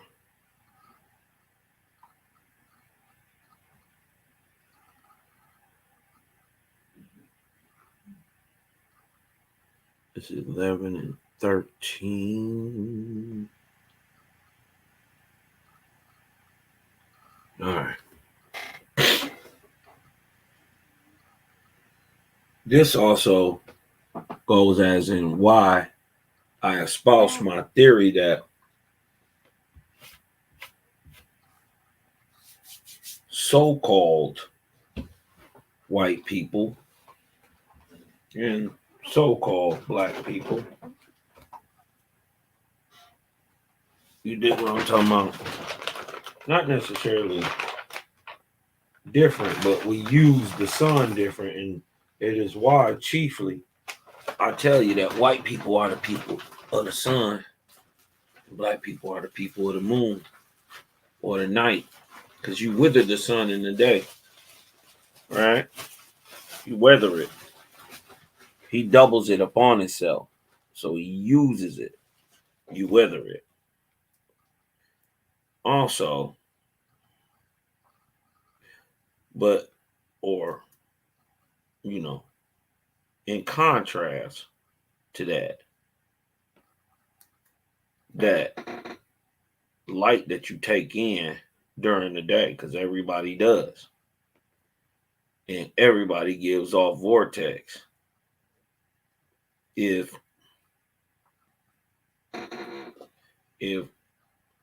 pale skin redoubles sun, then what does dark skin double?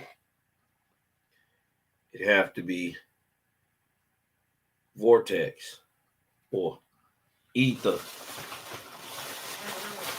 dark or corpore in solution. This is why at night you feel that charge. This is why at night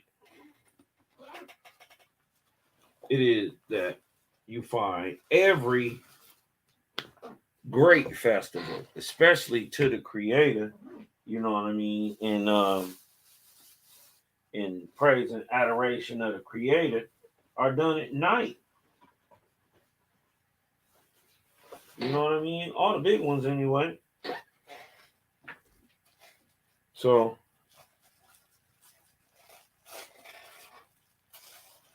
while they redouble light or sun, what you want to call it, we redouble that moon, that etheric cool wave, you know what I mean, that allows you to emit and tap into the ethers, because you're emitting them on a higher level because you was able to wither that sun and vortex, and then with purpose and intent.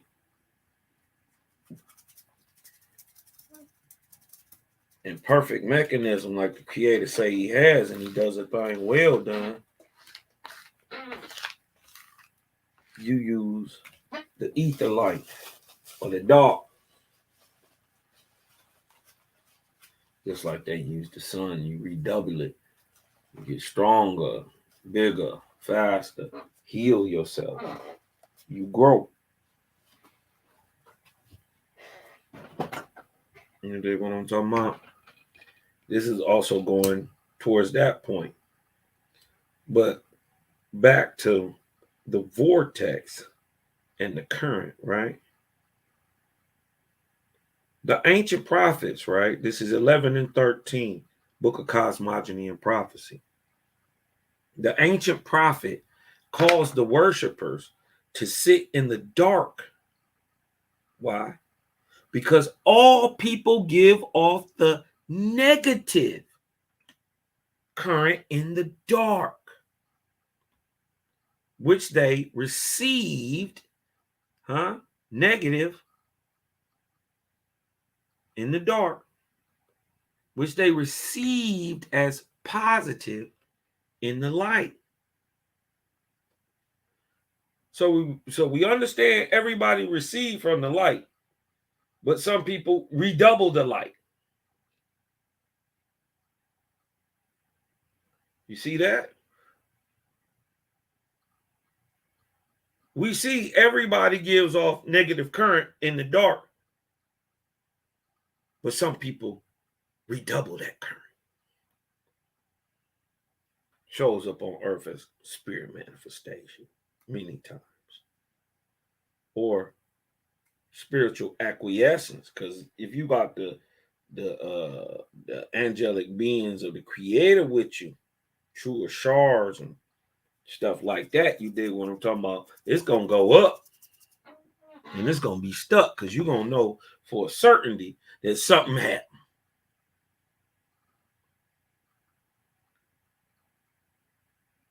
Because all people give off the negative current in the dark. This ain't hate. It's just straight truth. That straight drop. We don't put no cut on this.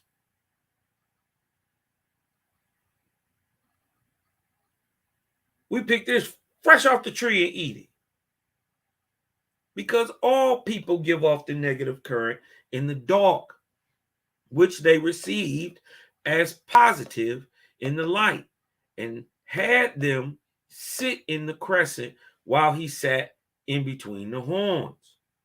For this reason, the decrees of the prophet were called tower, bulls. And in this form of the altar, the prophet was supplied somewhat with vortexia by the audience.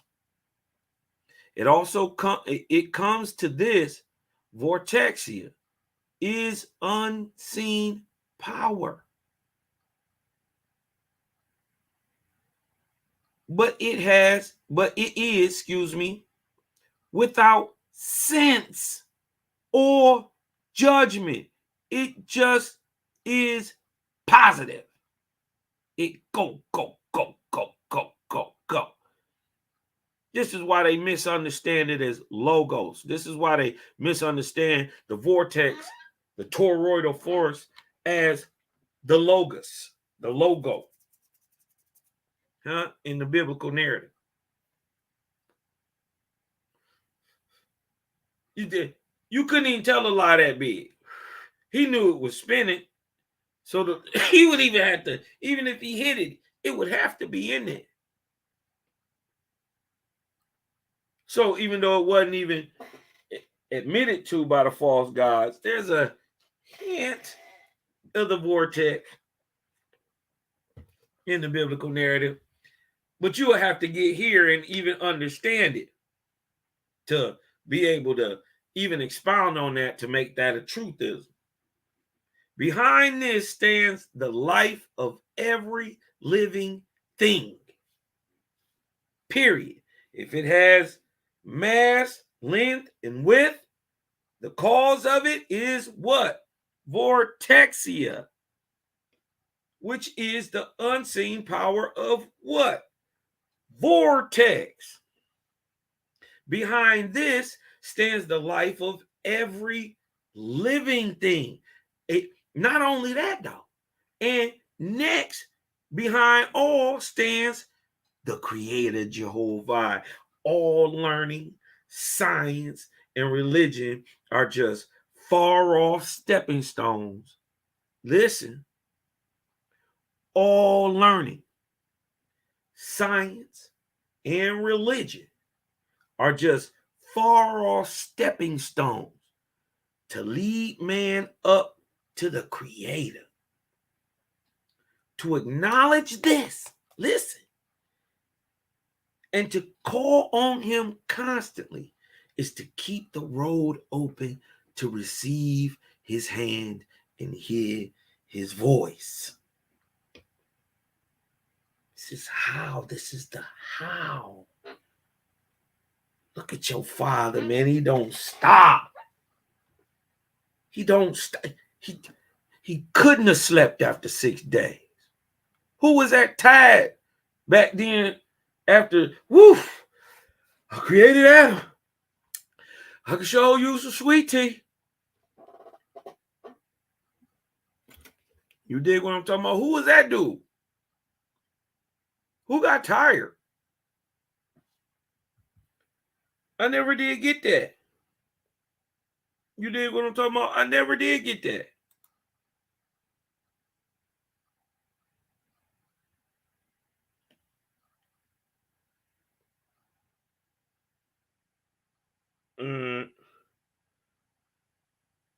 Let's go on and show these two. Let's get to these two.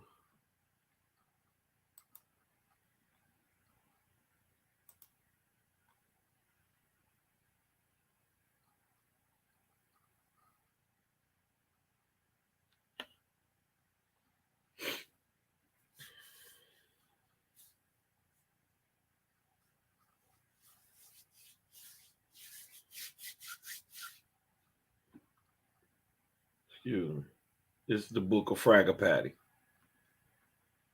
Many such persons, 24 and 13. Many such persons becoming a unit are powerful over the elements surrounding them.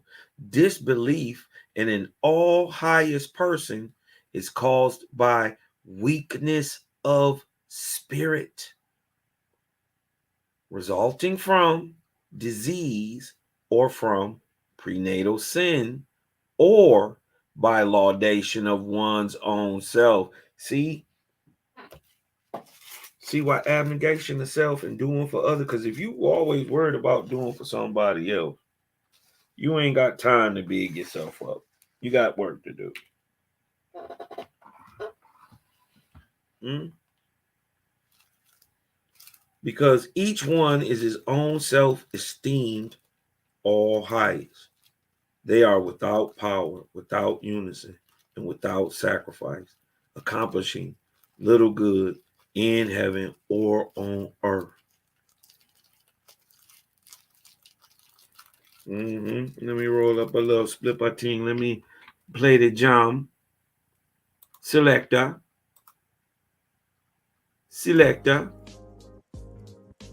Run your rhythm.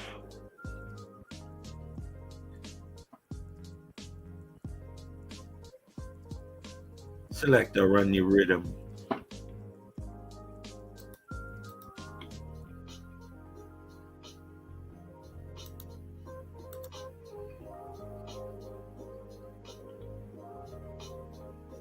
Again, the book of Fragapati. I'm saying the shit now. See, like got me saying that shit. It's Fragapati.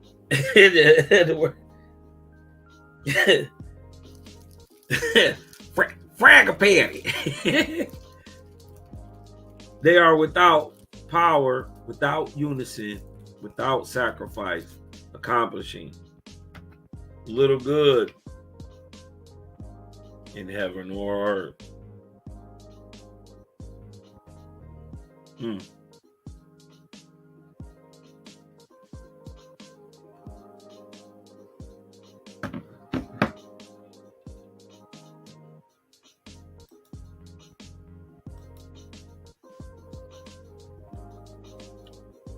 Hold on 1 second.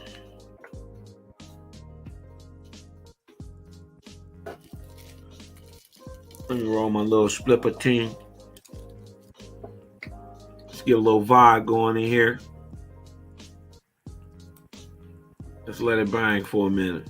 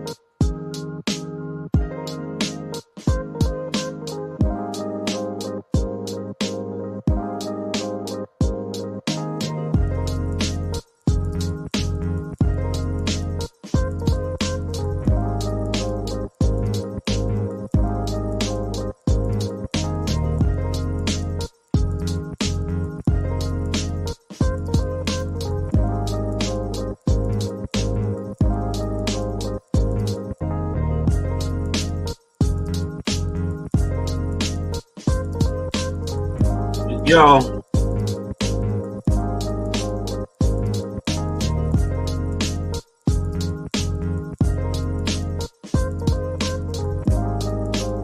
He always asks us, man,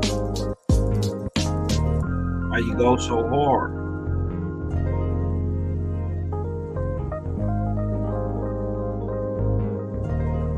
You know? You don't even gotta, you don't gotta tell nobody. You don't gotta bring it out. Jaja say, good work is done to others.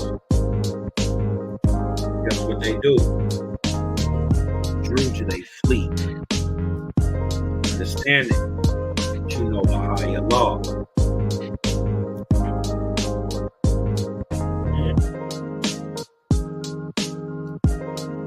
We scream liberty over here. How I feel to be a G. Huh? Screaming liberty.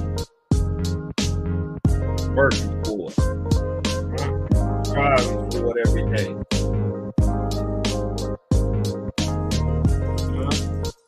Good work's done to others.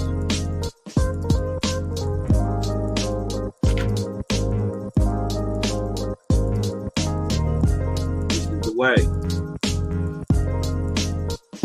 It's not all you want.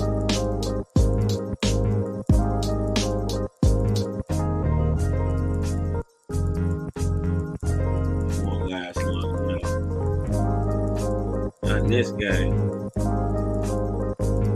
you get chewed up, spit out by your God.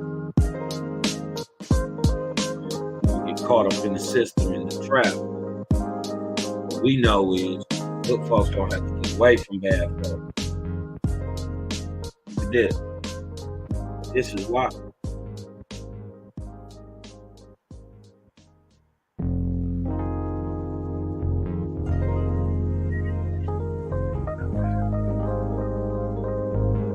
This is why.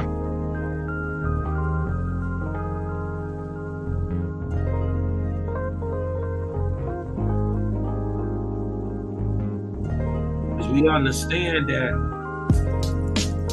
Creator has taught us that we get a little behind on. Because we understand that when you're getting closer to the Creator, the light get brighter.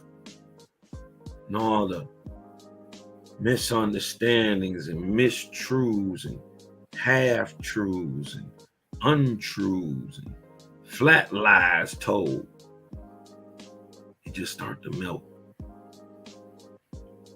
And you find out in the end of the day that it's only Jaja standing. And you start to follow him. That is the way. That is the path. That is ascension. Following that higher light. When you realize that higher light is Jaja, the reflection in you, the I in I. The piece of him in you, a little bit of the galaxy.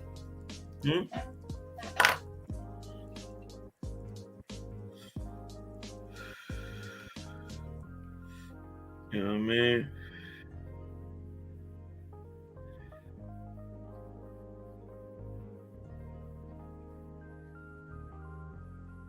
Because, see, this is the point. The inoculation. This is Book of Cosmogony and Prophecy. 8 and 15. The inoculation. Right? Or vaccination, jab of flesh with poison, vaccines, to save it from poison, bacteria, virus, disease. Look, it's to use the battle axe of Satan. try to shoot some bullshit in your arm, to take this crap that they giving us to get a jab, because they scared you. Huh? Jaja say no way, boy, the inoculation or vaccination of the flesh, the body, with a poison, a vaccine. Huh? What do they use, right, to create the so-called vaccine? They use the disease, the virus itself, to save it from the virus. Is to use the battle axe of Satan, of self, of the low. Man shall learn the higher law to save by virtue instead of vice.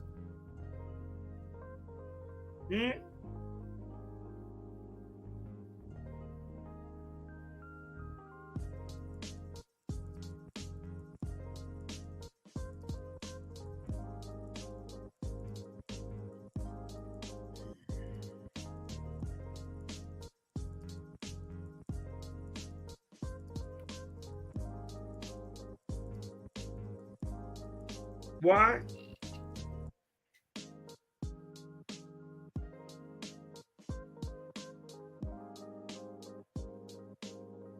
Because the healing of the sick, right?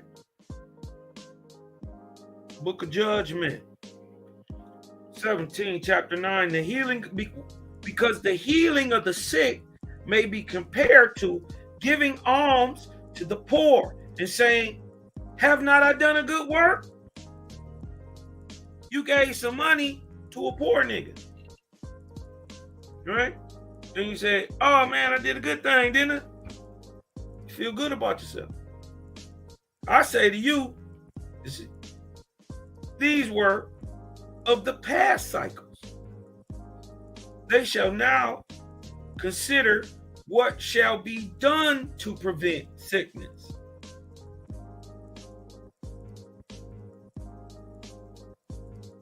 This is better than the heal. They shall now consider what shall be done to prevent poverty. Look, this is better than giving to the poor. Owaspi saying, prevent the conditions that precipitate homelessness and poor and want. And there won't be none. Look at the simplicity, man. Because he say, look what he say. Look what he say. Look what God say. This is true God now. Gotta put it in context. This true God speaking. I have not come to heal and treat the diseased in flesh or spirit, nor to reestablish any of the ancient doctrines or revelations. So what are you holding on to them for? Come to Owaspi, come to the Creator, get that light. You dig what I'm talking about? It's true God say, because I ain't coming in this time to true Goddess say, I ain't coming these times to heal and treat diseased flesh. You can do that on your own. That's old past revelation. I ain't come to heal and treat the disease of spirit. You can do that. Nor to reestablish any of that old shit or any revelations. I'm not fucking with you, nigga. This is what True Goddess is saying right now. I am not an apologizer for ancient revelations. Wait a minute. No, you say, first of all, she say, I am not a patcher up of old garments. I ain't coming with that old stuff, man. I ain't patching up no. I'm coming with this fresh Versace. I am not an apologizer for ancient revelations, nor do I have anything in common with what is past. Neither their doctrines, nor their sacred books, nor their gods, lords, or saviors, or anything before me. I have not come to captivate the ignorant and unlearned, nor have I come to call sinners to repentance, nor to convert the debauchee, the profane man, or the host. It says harlot, but you know what it is. Sufficient have been other revelations to all these. So he's telling you, all that old stuff, that's old.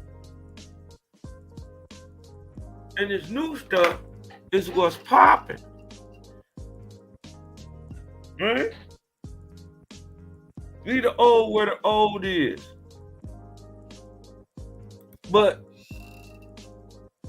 Cosmon, young Cosmonian, what the hell do I give about any of this if I can't tap in to this force and use it myself? Huh? First off, I would tell you to realize it's there.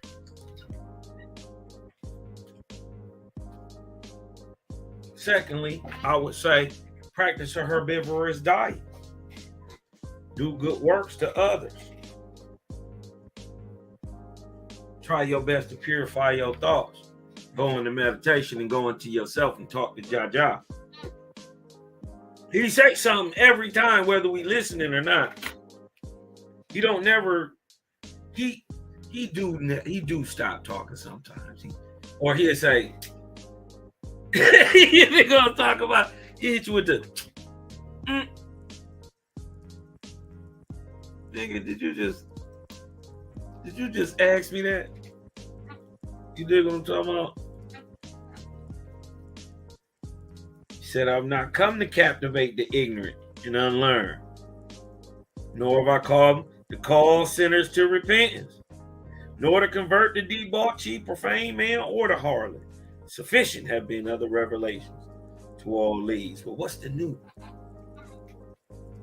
How you make it pop for you? Let's go back into another good text here. Can I blow it up, son? Let me see if I can blow it up, son.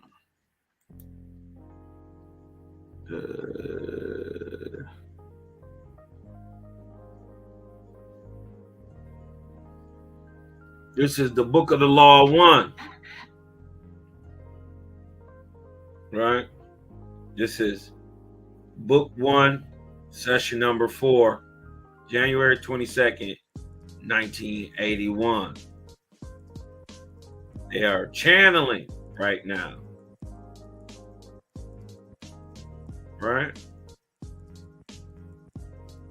A being, well, a massive group of beings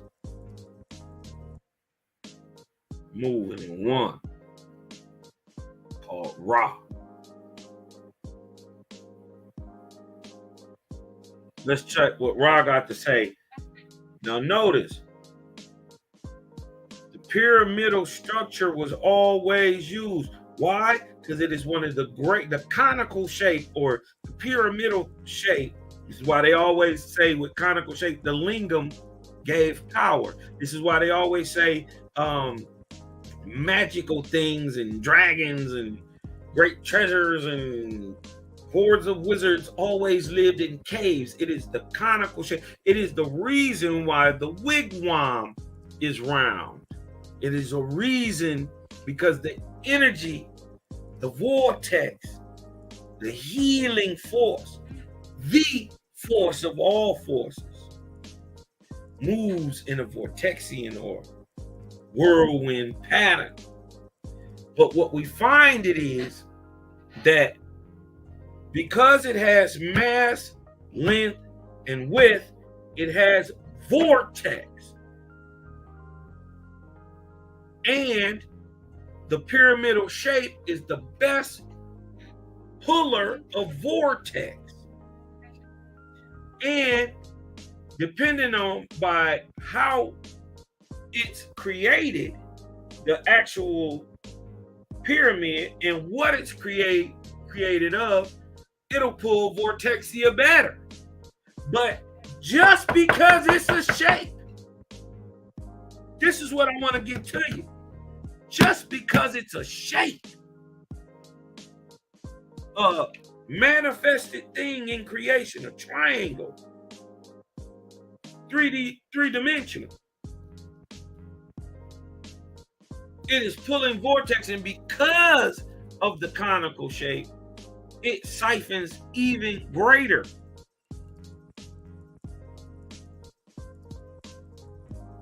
So they asking questions to this entity, Ra, who is speaking through a woman, right?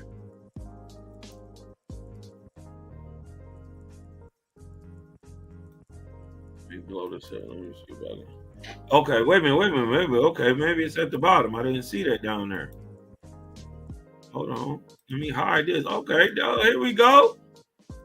Here we go, Cosmon. Step into the new age, cuz.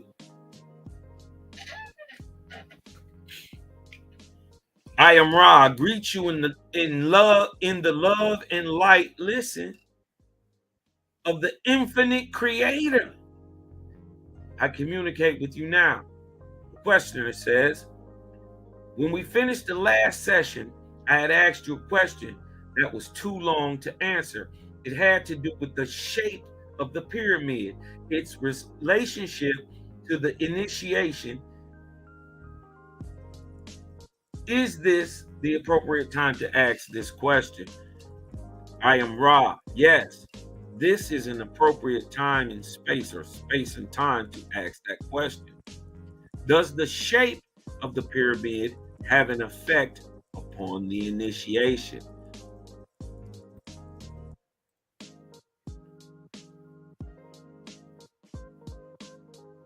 I am Ra.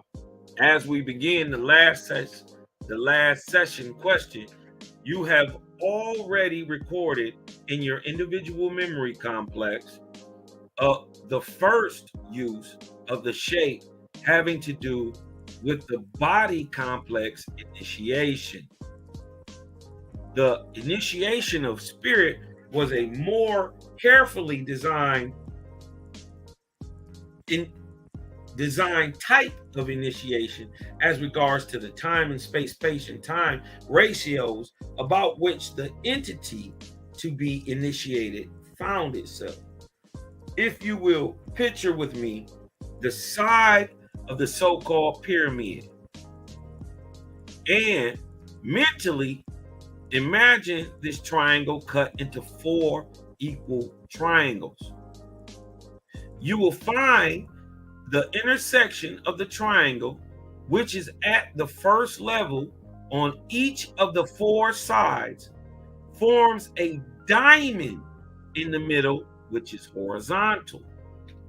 The middle of this plane is the appropriate place for the intersection of the energy streaming from the infinite dimensions and the mind, body, spirit, or person complexes of various interwoven energy fields. Thus, it was designed that the one to be initiated would, by mind, be able to perceive and then channel this, shall we say, gateway to intelligent infinity. This then was the second point of designing this specific shape. May we provide a further description of any type to your query? Yes. As I understand it, then, the initiate was to be on the center line of that pyramid, but at the altitude above the base, as defined by the intersection of the four triangles made by the dividing side, which is that correct? Now let's get a look at what they talking about.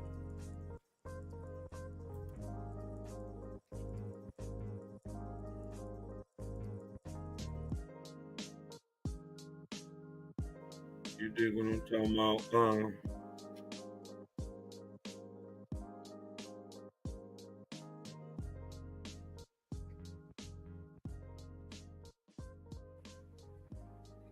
Like when you say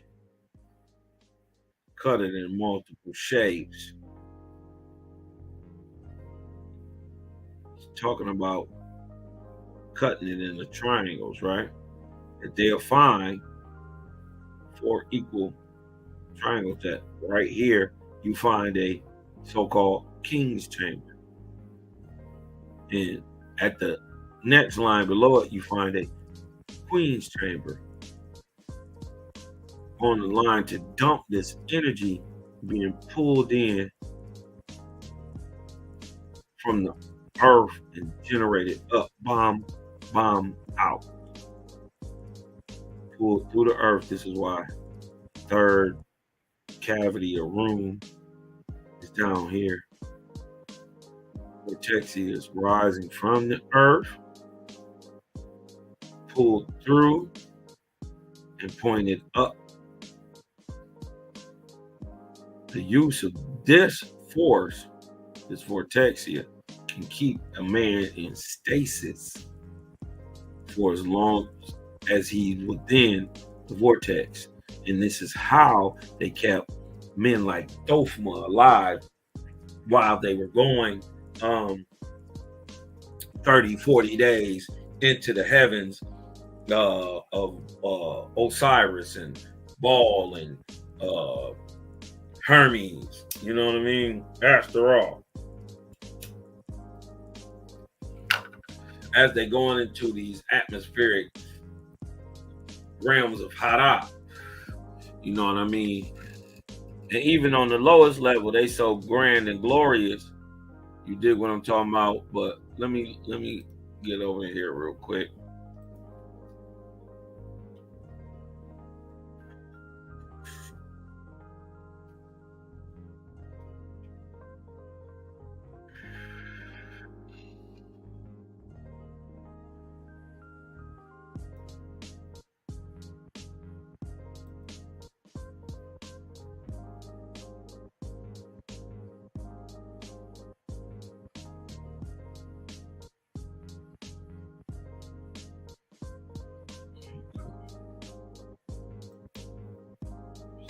Get this.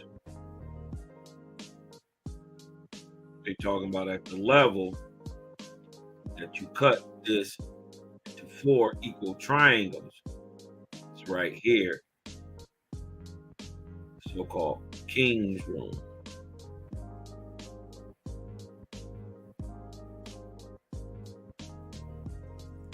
And once you understand that this energy is coming from the ground up,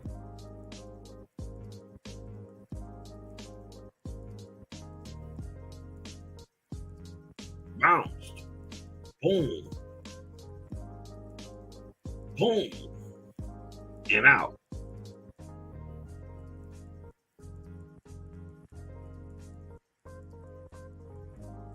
Straight up right there. One from up there. 1, 2, 3. It's gone. Energy gone. Boom, boom, boom. Dumping massive amounts of vortex into the air, literally changing the atmosphere.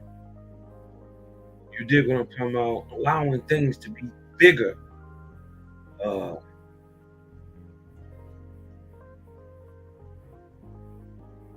allowing men to travel into the atmospheric heavens of the Lord God. Listen, man, it was angels coming back, taking on the bodies. But look here,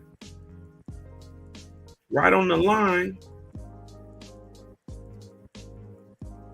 they say it's gonna be on. We find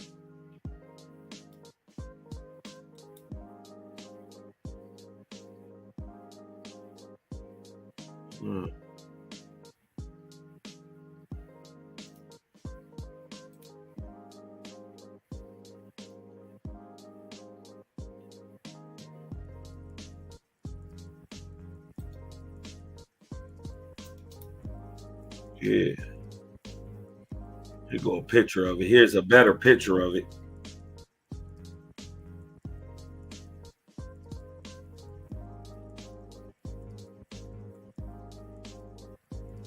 How they show it. Boom.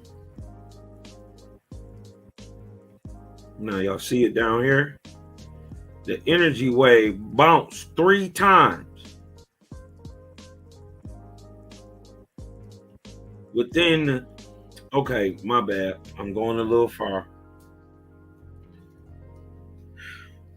Later in the book of the Law 1,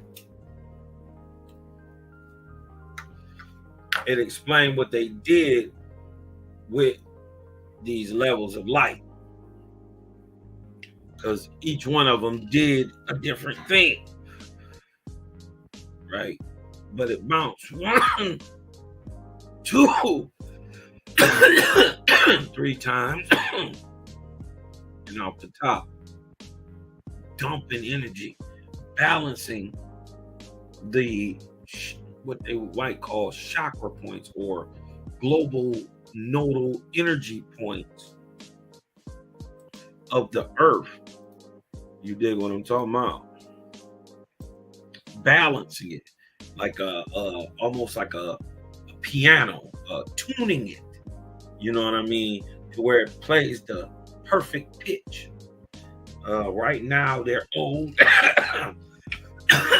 and are, in a sense, out of tune. You know what I mean? But let's go a little further in the Law 1.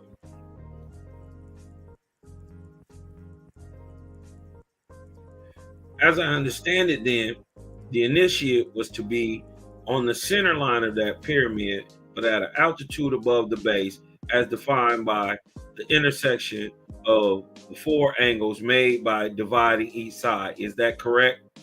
This is correct. Then at this point, there is a focusing of energy that is extra dimensional in respect to our dimensions. Am I right? Hold on, let's get a glimpse. What are you talking about? Go back. Am I right? I am Ra. You may use that vibratory sound complex. You may say that word, right? He say, however, it is not totally and specifically correct. There are no extra dimensions. We would prefer the use of the term multidimensional. Is the size of the pyramid a function of the effectiveness of the initiation? I am Ra. Each size pyramid has its own point. Each size pyramid has its own point of streaming in of intelligent infinity. Thus, a tiny, listen, thus a tiny pyramid that can be placed below a body or above a body will have specific and various effects depending upon the placement of the body in relationship to the entrance point of intelligent infinity. Huh? Are you listening to what I just told you? You can dump this energy in your body and heal yourself. And you only got to do it like 12, 15 minutes, tops 15 minutes. Don't even do it no more than 15. You wouldn't want to sleep you wouldn't want to fall asleep on this. Huh? Y'all don't know the secret of falling water, right? Y'all ain't hip to the secret of falling water. Let the son of hunger tell you why it works.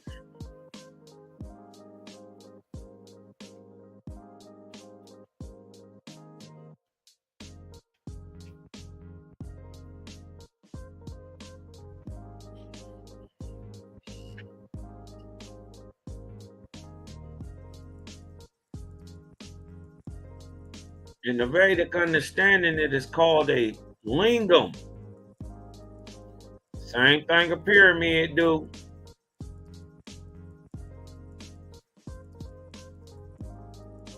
Same thing a teocalli do, or what they call pyramid in America. You got ones for water, fire, air, and sky.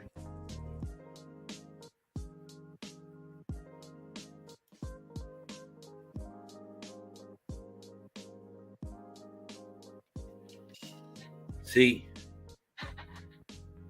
let me show you. Okay, here we go. This is the linga and the yoni. Vishnu, the preserver. Look, this is how they explain in their Trinity doctrine. But what y'all don't know is this produced energy, vitalized the water, made everything around it lush. Even in a desert society, it took a massive bomb in an Eskra to stop this massive free energy source. Falling water. Yeah. The destroyer, Shiva.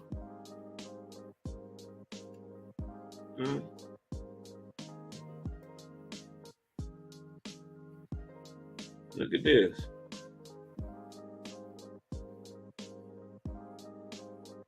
Why did it just sit in there? There was obviously a water flow. What did it do? It pulled in Vortexian energy. Brahma. Huh? Look, Vishnu. We understand that they got twisted up. Shiva. We understand that the history got twisted up, but you got to see it when you see it. Samhara, huh? Existence, right? Coming down from the base in evolution, being poured out the mouth. They was healing people through the water. The water had its own energy. That's the key.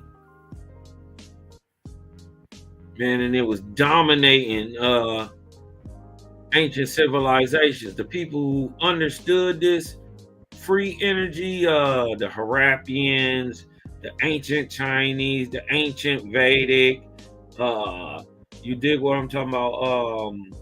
The Persians, the ancient Persians produced the Phoenicians and the Phoenician language. So they so old, they are far older than what people give them credit for. And from let's just say, roughly 10,000 BC. I'd say 9,000. 2,000 years before the time of Zarathustra. They had already been speaking Phoenician.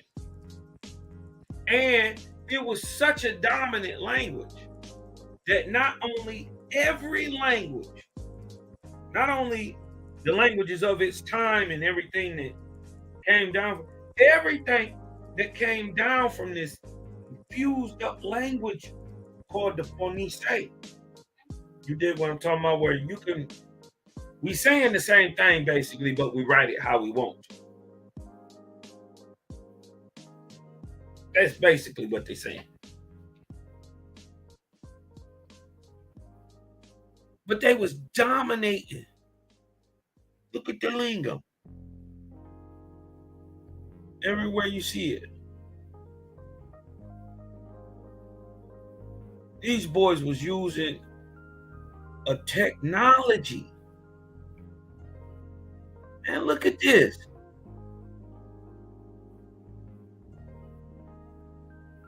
Who carved that? With what lathe? That you trying to tell me? You trying to tell me that these ancient niggas was dumb? That's what you've been trying to convince me the whole damn time. I'm looking at goddamn pyramids and shit like that niggas can't make today. That takes very fine machinery. How are you making this 1,000 1,000 years ago? Let alone 2,000, 3,000, 4,000 years ago. How are you making this? If you some dumbass somewhere just stuck, you know what I mean? And look at the phallic worship. You dig what I'm talking about? But why they say that is because it was positive, it was given forth. You dig what I'm talking about? As in energy. As in male. Okay. As in he and him. Okay. So we can put that together. You know what I mean? Remember, when you're telling these stories been told through the bad guy. Shiva is the bad guy. Brahma, the real true Brahma, the man who predates who this Brahma is, that this lingam is named after, right? This Vishnu, there's a real Vishnu and a fake Vishnu. This Shiva, you know what I mean, is different than the originals. You know what I mean? And come at a much later date. So let's get back to it though. Look what we're telling you. Thus, a tiny pyramid. You can put that mug under your head. That mug stop your head from hurting. Put that mug up under your elbow. You put it up under your stomach. Do that every day for a week. Charge your body. Cool with Vortex. See how you feel. Thus, a tiny pyramid that can be placed below a body or above a body will have a specific and various effect depending on the placement of the body in relationship. So depending on where you put it to the entrance point of intelligent infinity. For the purposes of initiation, the size needed to be large enough to create the impression of towering size so that the entrance point of multidimensional intelligent infinity would completely pervade and fill the channel. What channel? This channel. In the king's chamber.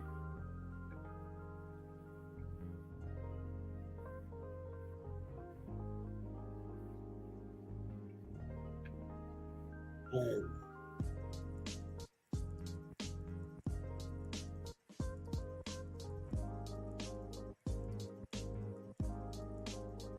Shut that computer.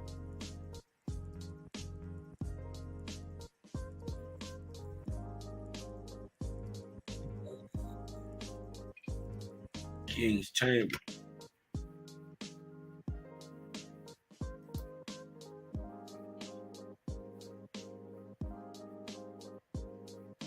The entire body, right? Where's hold on. Let's go to the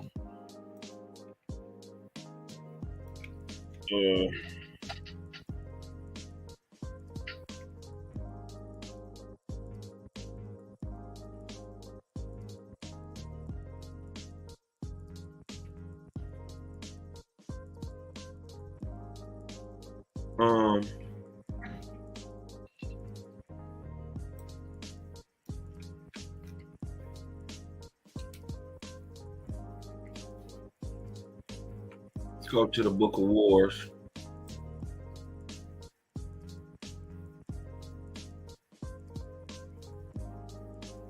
To the story of Dofma.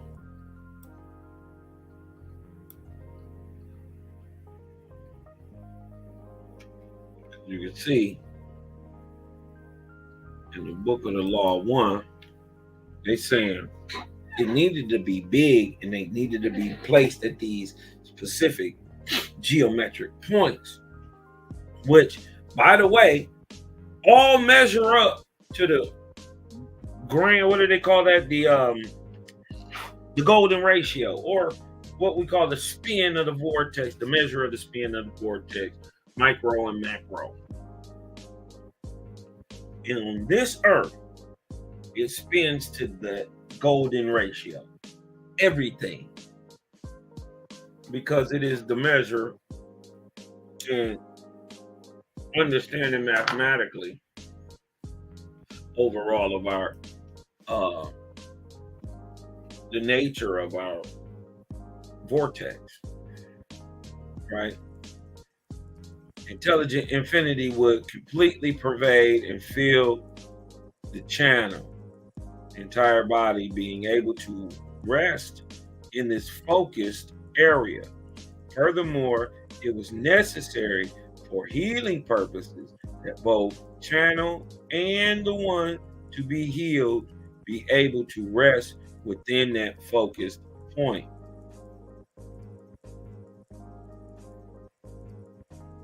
Is the large pyramid at Giza still usable for this purpose, or is it no longer functional? That, like many other pyramid structures, is like the piano. Look, out of tune. It is as this instrument would express it. As this instrument, they're talking about the person that they're talking to through, it as this instrument would express it, plays the tune, but oh so poorly. The disharmony jangles the sensitivity. Only the ghost of the streaming still remains due to the shifting of the streaming points, which is in turn due to the shifting electromagnetic field, your vortex of your planet. Due also to the discordant vibratory complexes of those who have used the initiatory and healing place for less compassionate purposes. So they saying they can't get it to work because these niggas fucked up they self. Wait till the first see the Cosmon go up in there. Huh? Wait till the Creator gang get up in that thing. Huh?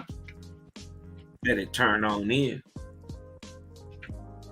Shout out Tikva in the house. She Brew in the house. Shannon Logan.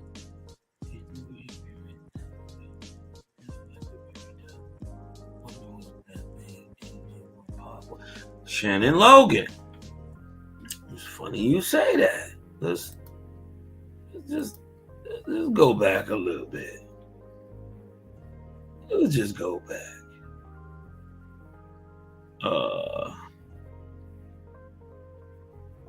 Let's go back a little bit. Let's go back a little bit.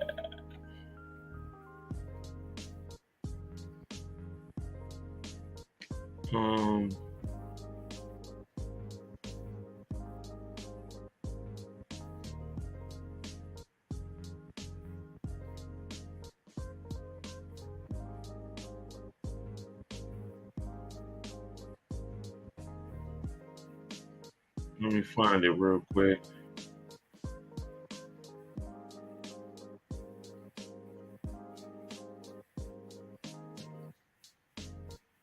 They was talking about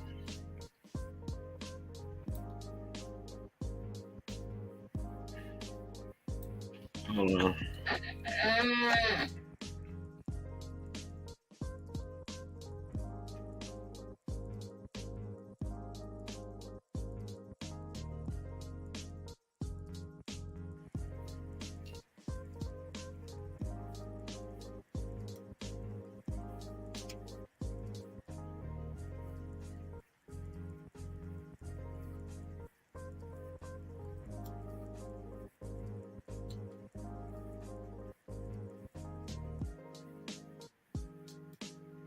I wonder why it does that.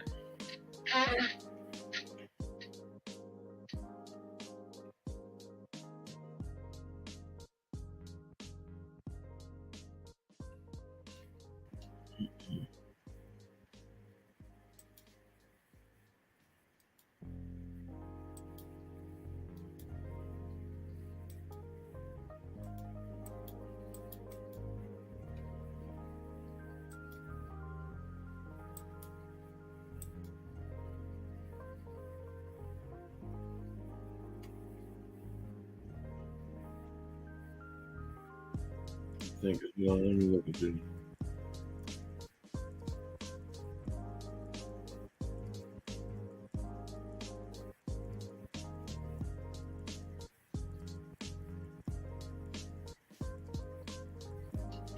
Dig this.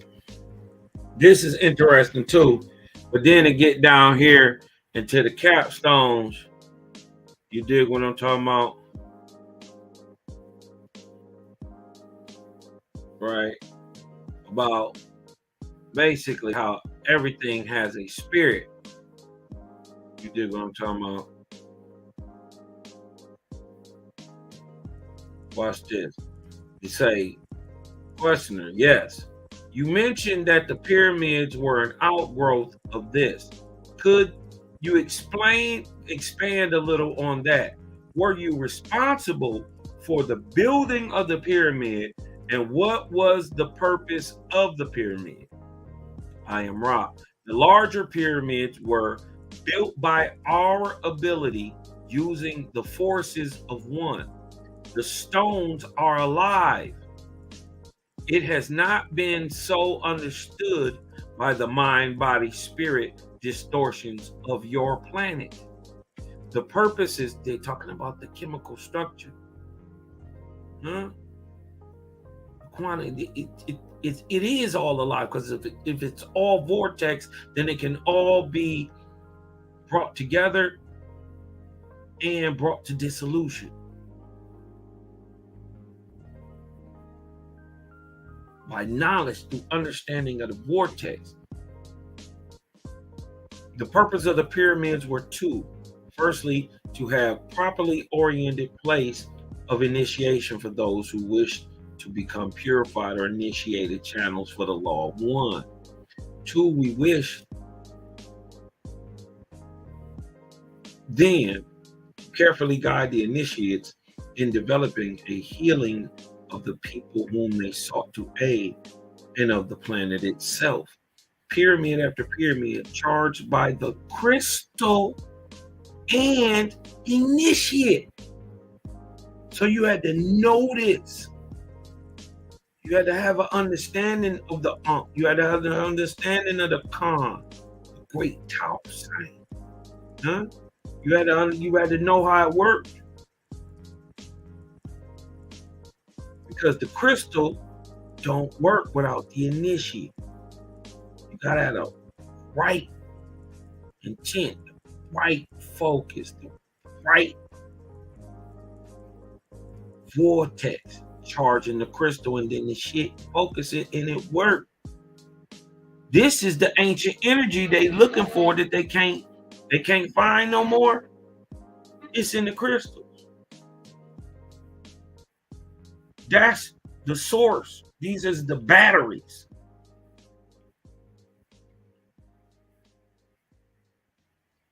And then over time, it broke down to wind, water, to electricity, where we at right now. Because remember, they had ancient trains that ran on pneumatic pressure here in the Americas in the early 1800s. How? Found here. Supposedly found here. How? These horse and buggy people didn't know nothing about that.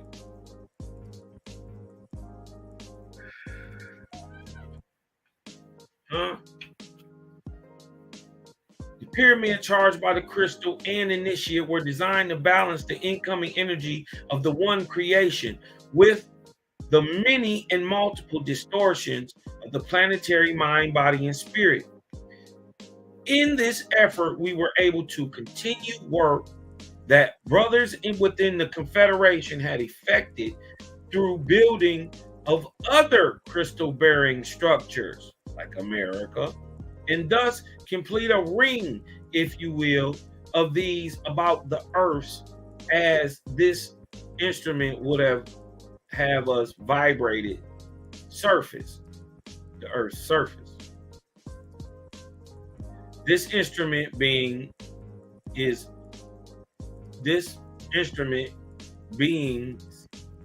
to lose energy. We asked for one more query in the subject.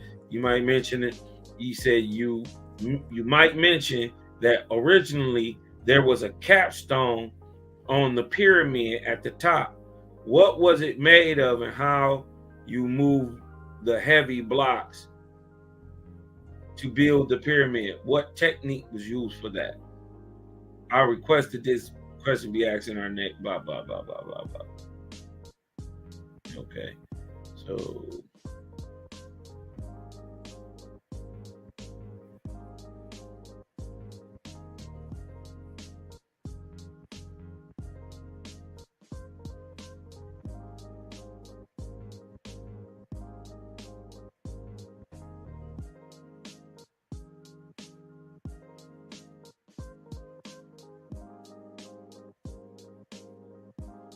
okay.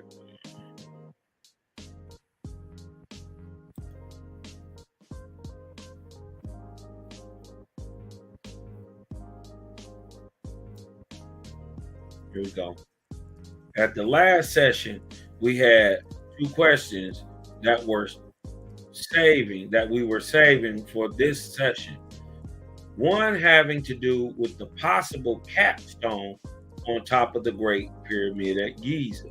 The other having to do with how you move the heavy blocks that make up the pyramid.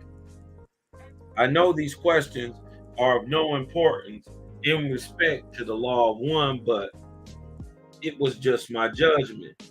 And please correct me if I'm wrong and make the necessary suggestion that this would provide an easy entry for those who would read the material that will eventually become a book. We are very grateful for your contact, and will certainly take any suggestions as to how we should receive this information. See, right now you could tell that this is dude talking, but you dig what I'm talking about. telling him to believe something or how to suggest something to. No, just tell truth and let people pick it up, how they inspired to get it. And I get what Ra is saying. But I also, as a man, understand, well, nigga, how do I prove all this shit you saying here? Right? But what he's saying is, you see, and will certainly take any suggestions as to how we should receive it. No, how, you receive it how you receive it. Look what Ross say. I will not suggest the proper series of questions. This is your prerogative as a free agent of the law of one. Having learned and understood that our social memory complex cannot effectually discern the distortions of the societal mind, body, and spirit complex of your people, we wish now to fulfill and teach learning and honor and responsibility and honor by answering what is asked. This will suffice, for we cannot plumb the depths of the distortions, complexes which infect your peoples. He was like, nigga, we can't even stoop that low no more. The first question, therefore, is the capstone. Here we go. What's bro name? What's bro name? What's the name? Shannon Logan. Say, didn't the Great Pyramid have some type of metal at the very top? Wonder was that to make the energy more powerful. These niggas said they built this bitch. Let's see what they say. You know what I mean? I don't know, but let's see. The first question, therefore, is the capstone. We iterate the unimportance of this type of data. Listen, the so-called Great Pyramid had 2 capstones. One was of our design and was of smaller and more carefully contrived pieces of the material upon your planet, which you call granite. This was contrived for the crystalline properties and for the proper flow of your atmosphere via a type of what you would call chimney or vortexian spin.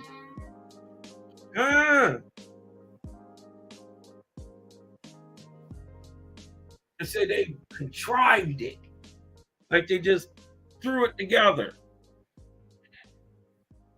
for the crystalline properties and for the proper flow of your atmosphere, your vortexia, via a type of vortexian spin, a chimney. Boom. It had 2 capstones.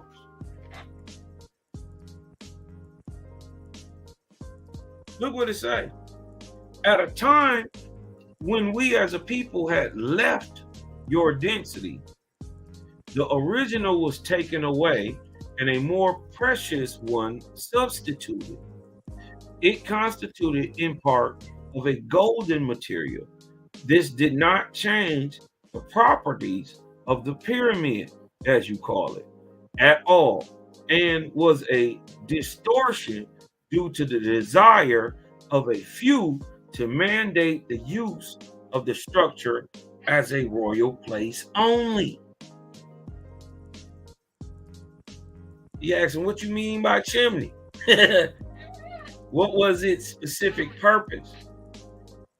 Look what Ross say. There is a proper flow of your atmosphere. Whoo! There it go. I'm just saying, what is it?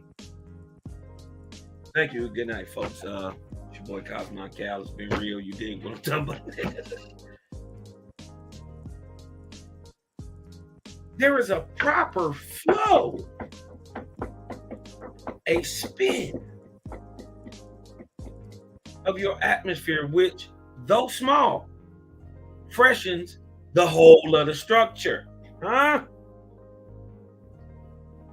This was designed by having airflow ducts,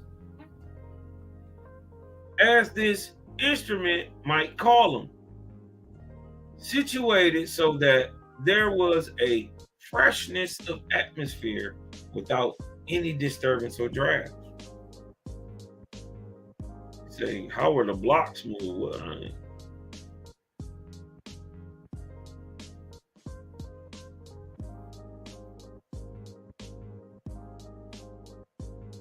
look what Ross say. You must picture the activity within all that is created. The energy is, though finite, quite large compared to the understanding by your peoples. This is an obvious point well known to your people, but little considered. This energy is intelligent. It is hierarchical. Much as your body, mind, spirit complex dwells within the hierarchy of vehicles and retains, therefore, the shell or shape or field and the intelligence of each ascendingly intelligent or balanced body. So does each atom of such a material as rock. Then one can speak to that intelligence, the finite energy of the physical or the chemical body is put into contact with that infinite power which is resident in the rock, more well-tuned bodies, be that human or rock. With this connection made, a request, your request is made. The intelligence of the infinite rockness communicates to its physical vehicle, and that splitting and moving which is desired is then carried out through the displacement of the energy field of rockness from finity to a dimension which we may conveniently call simply infinity. In this way, that which is required is accomplished due to a cooperation of the infinite understanding of the Creator indwelling in the living rock. Oh, look at this. I tell you, the master.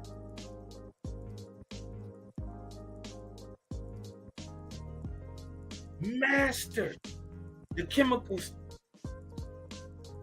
chemical basis of our planet, to master the makeup,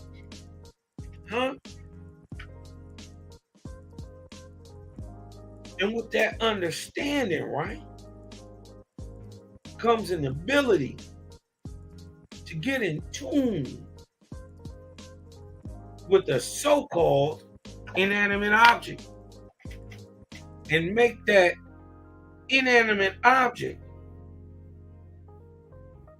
so-called, or make the spirit of the inanimate object change its physical form and move.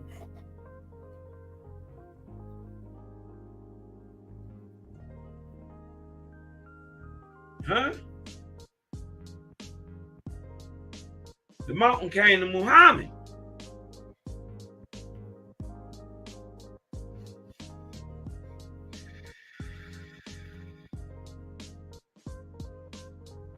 They say, mountain, what did he say? Mountain, get out my way. Our ancestor always told us.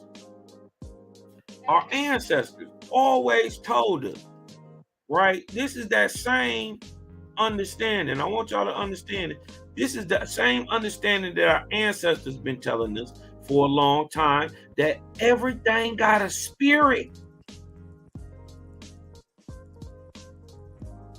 This is the same understanding.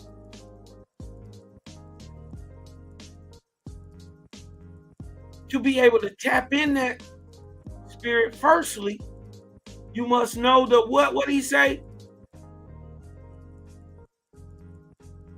In this way, that which is required is accomplished due to the cooperation of the infinite understanding of the Creator.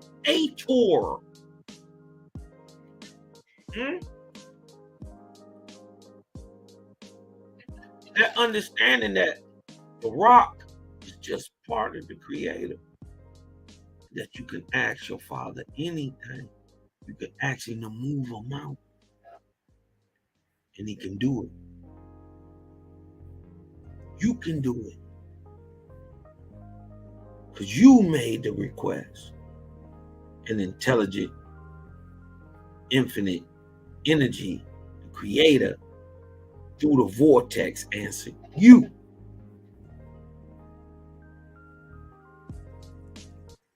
You tapped in to that infinite understanding and said, oh yeah, I'll acquiesce to that.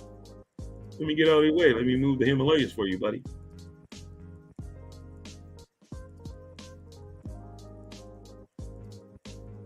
It's not far-fetched when you understand our Father. I understand. Ain't it? What is that in the Bible?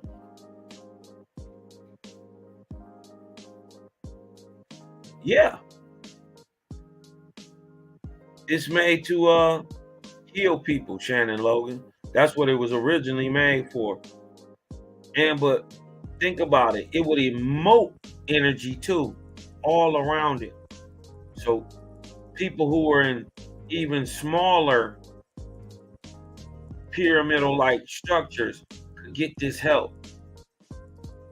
You dig what I'm talking about? Right around in the palisades of the pyramids, and it would be dumping a massive amount of energy that they would be able to tap into. Many scientists say that it's understood that they had electricity in ancient Egypt. But, who knows? I wasn't there. But it sure looked like they did something. You dig what I'm talking about? They did something. They got some stuff on the wall, sure look like some lamps and lights. And you see the Baghdad battery. What was you creating weak charge for if you wasn't going to create a light? It's interesting, man. It's interesting.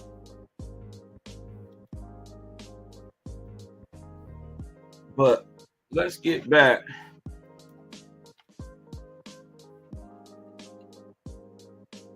to the pyramid, right?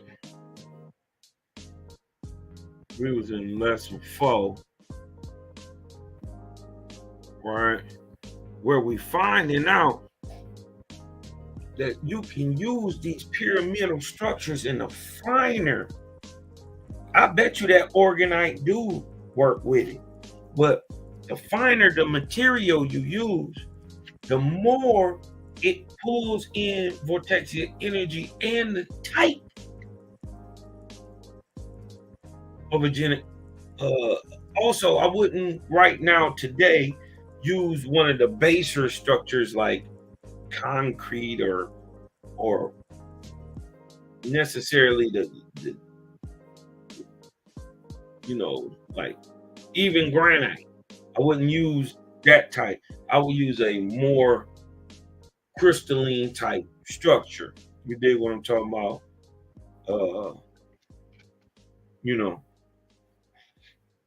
And give yourself 15 minutes. Sometimes it get a little, you're gonna figure out it get a little intense sometimes, especially when you meditate. You get into a good meditation and you lay down on one, listen, you might shoot off into space somewhere. That's all I'm saying. Just,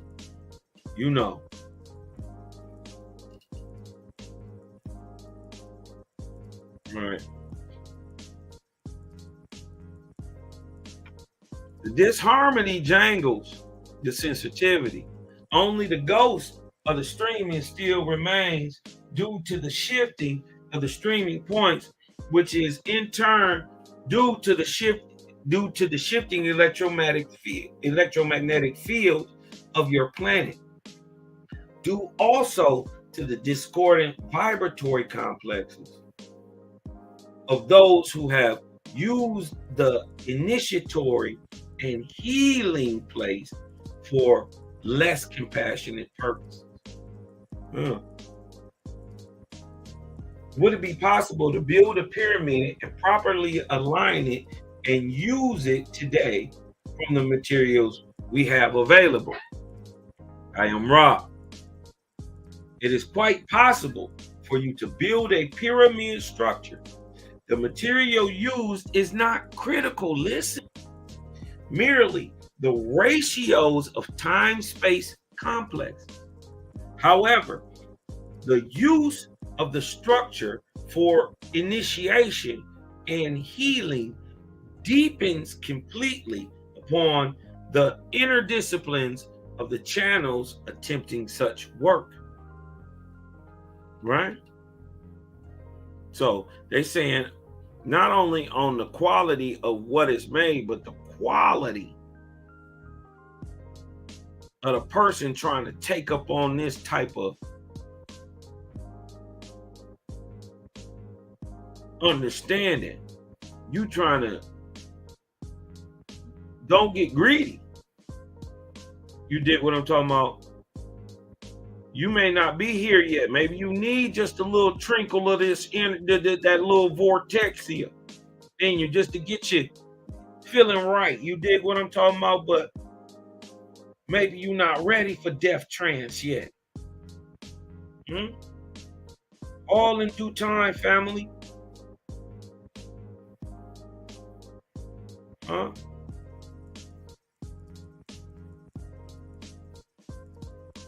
But a lot of, like they say, inner disciplines come with the type of what you want to call channeling or trance work or suis work. It's also suis in a sense, in a way, you know, work, you know.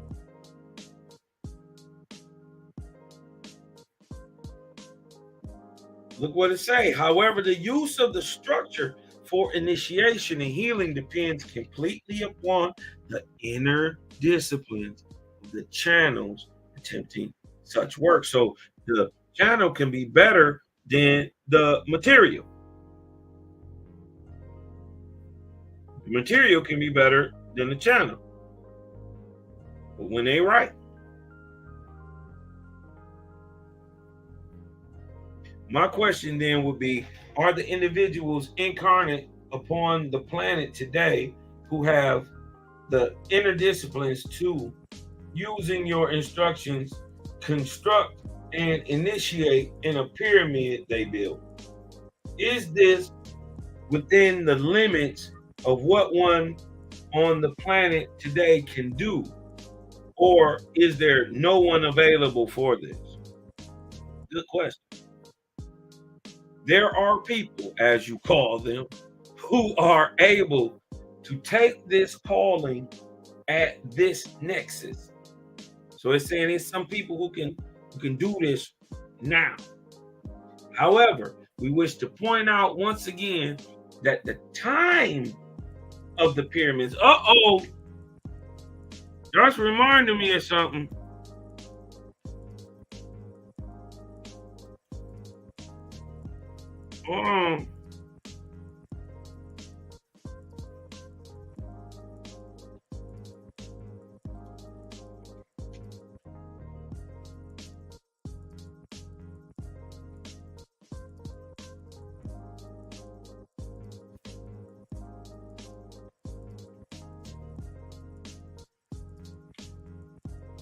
Let me look in here. This is the Book of Wars, right? That's reminding me of something.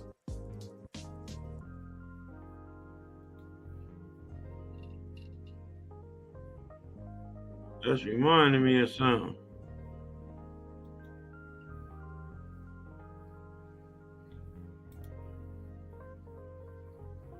That's the Ark of Bond. Hold on. We gotta go back to the Book of the Wars. I think it's 25.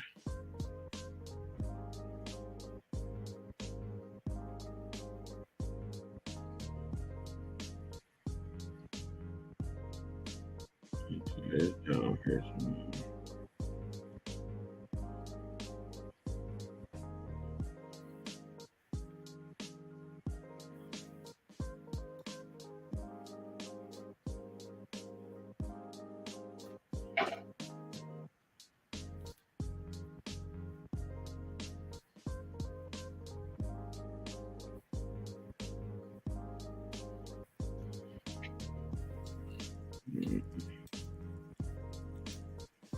Said that the time of the pyramids,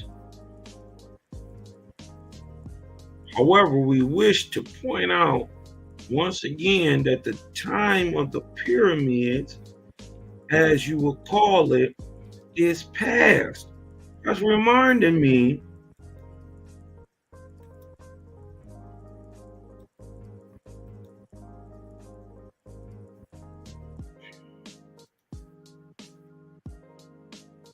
when it say the time of the pyramid builders is over.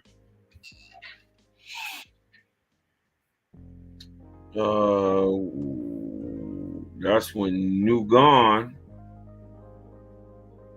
if I'm not mistaken,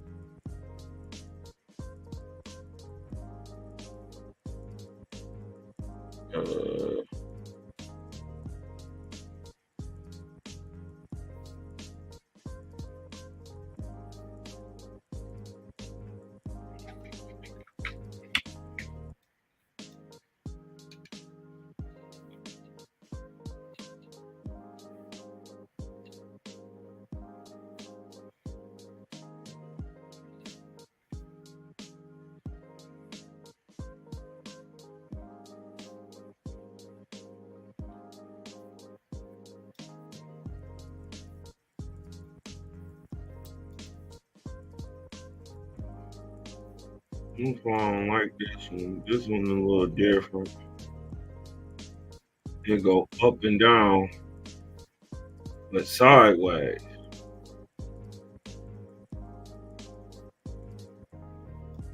Now I got the book where one is on top of the other.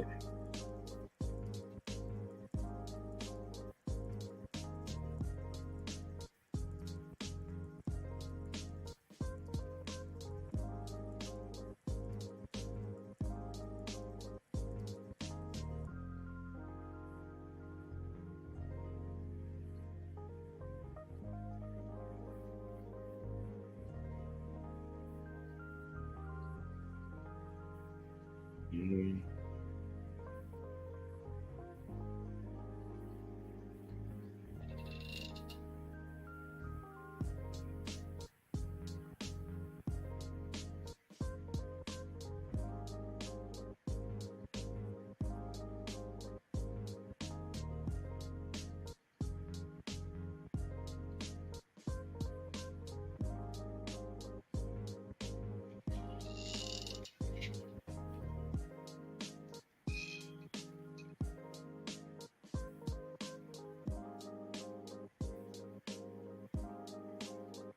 First of all, let's go back to that pyramidal structure, right?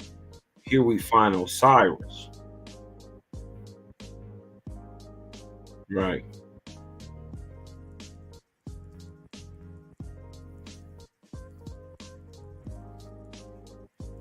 They talking between each other. Tien and Sugga and Osiris. Right, but he telling them what they about to do. Osiris said, "You have great reason on your side, and facts as well to sustain you. Yet do not forget, O Ahura," talking about the Ahura the False, "I shall have a temple built of stone on the earth." This is before the Great Pyramid was even built. "And a chamber, look, where I can come and command the kingdom through the mortal king." Ahura said, "Behold, my mission is fruitless. I have now visited my three loves, tea and sucker, and you. And I cannot turn one, even a fraction." He was like, man, I'm trying to tell you, dog, don't do this shit. You my nigga. I love you, boy. You dig what I'm talking about? But boy, look, here go TN. Osiris. Letting, because Ahura and them, they all know each other. So Ball been really around a long time, but he was dogging for about 4,000 years, man. He got about $4,000 in when he was a dog. You know what I mean? So I want to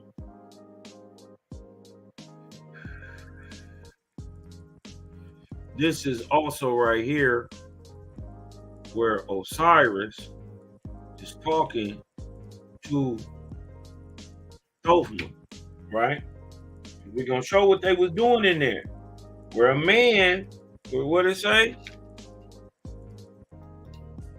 Where I can come to earth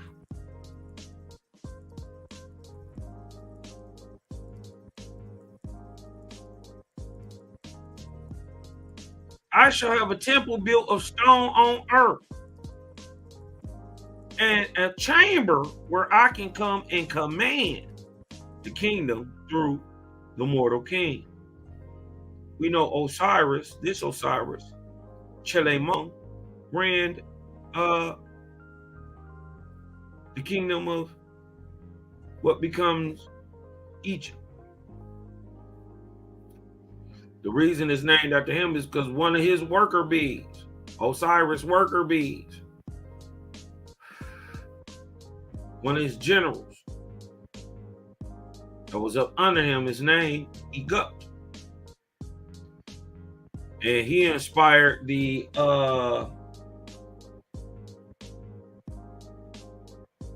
seer of King Rautsag to migrate into that country, and they founded a massive kingdom over there.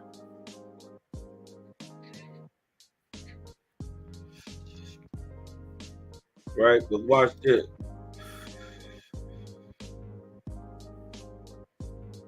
Look, we got Osiris directly telling Thothman, circle around 2560 BC, in the middle part, or in the 80th percent of light, in the time of the 23rd arc cycle, or the arc of speech to the time of the pyramid builders. We find Osiris inspiring Thothman, falsely called Thothman, but his real name is Hojax, who we commonly know as Khufu, or Cheops, the builder of the Great Pyramid. We find him getting told what to do by Osiris in the prophetic state, or in the dream state. You say right here, this is the book of the wars against Jehovah, mentioned in your Bible. Only found in Owaspi. That's interesting. 48 and 25, Osiris said, provide me a temple and I will come. Remember, he told Ahura years ago, this is what I'm going to do, nigga. Now, this is him putting it in effect, telling it to Khufu, the great master builder Thothma. Provide me a temple, and I will come and teach you. Thothma said, how to preserve the body for so long so that it is not damaged. That is the question. The magicians who have been buried long upon now, so it's other people who've been doing this meditation, this type of practice. But see, they can't go so long because they can't keep the body from decaying. So they got to come back. They can only go subjectively so far, right? So you see, Thothma questioning like, man, okay, it's cool, but you see people who do this, and if they go too long, the body shut down, spirit can't come back, they dead. How we stop that? Thothma pretty smart, right?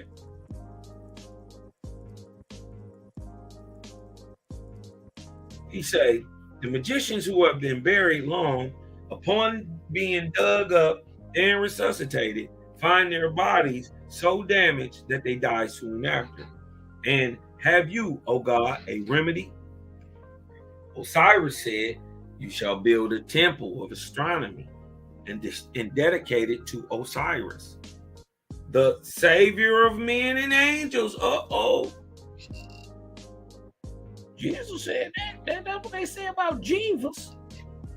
The savior. Here we find Osiris, the savior of men and earth. And it shall be built square with the world. Excuse me.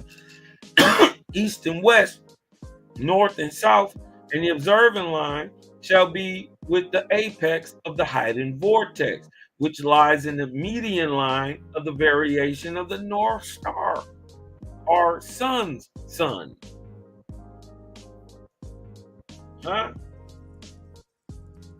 In the form of a pyramid, you shall build it. I will show you every part, measure for measure, and you shall provide such thickness of walls. What they say?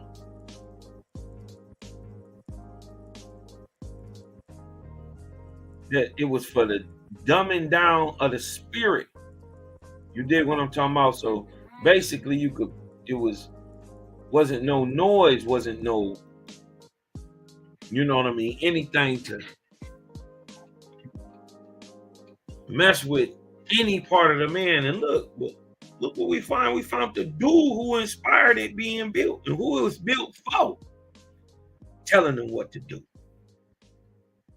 telling King Khufu, and you shall provide such thickness of walls that no sound, heat, or cold can enter it, and yet you shall provide chambers within suitable for yourself, your chiefs, and your friends who are also adepts. So these little places that they find in there, these so-called places they can't see, they know what's in there.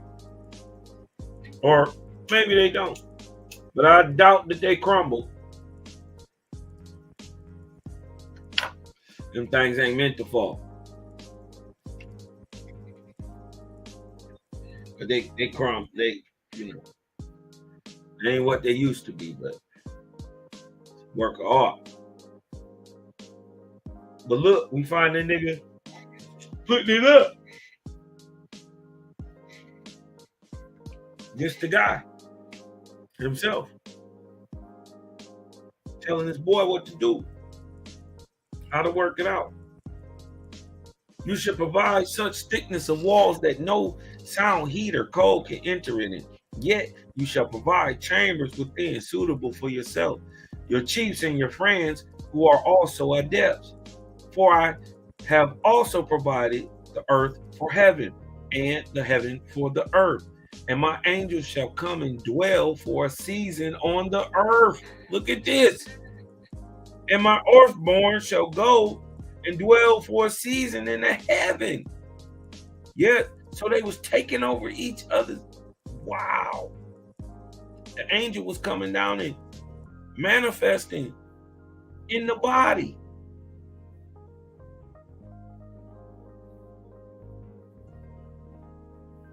They shall come to me on my throne and see the glories I have prepared for them.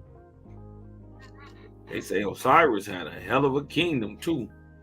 His joints was massive, super decked out. Nor shall my temple be exclusive, but be open to all who will pursue the philosophies of earth and heaven.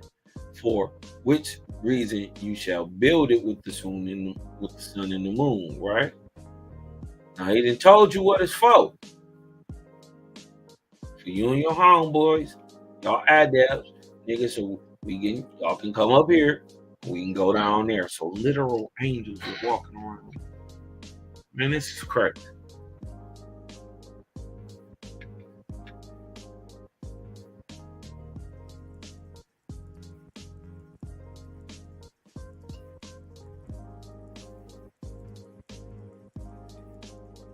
Watch this.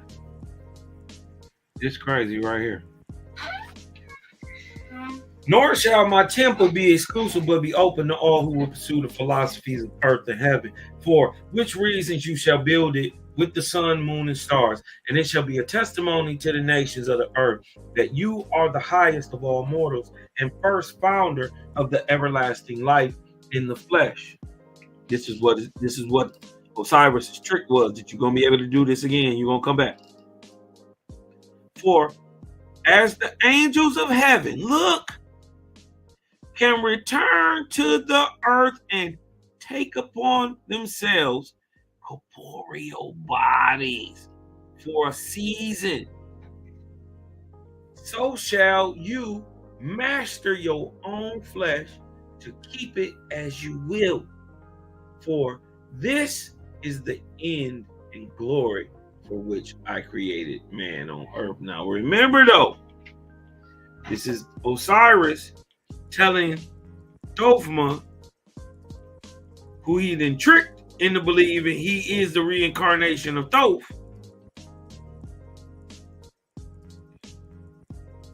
telling him a sham story that this is the end and glory for which he, Osiris, created man. Bullshit. He ain't create nothing. Anything but some death. You dig what I'm talking about? But he did tell the truth. For as the angels of heaven can return to the earth and take upon themselves corporeal bodies for a season. That sounds like the angelic host of certainty. But he told the truth. So this is what was going on in ancient Egypt. But let's go down a little more. When he talking to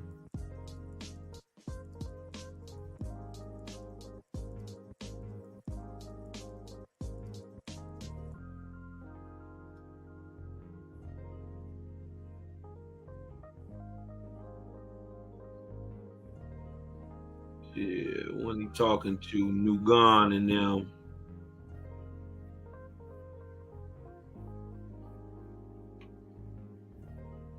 Hold on.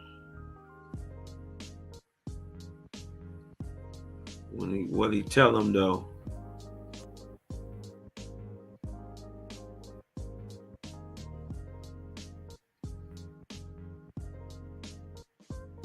It was the time of the end of the pyramid builders.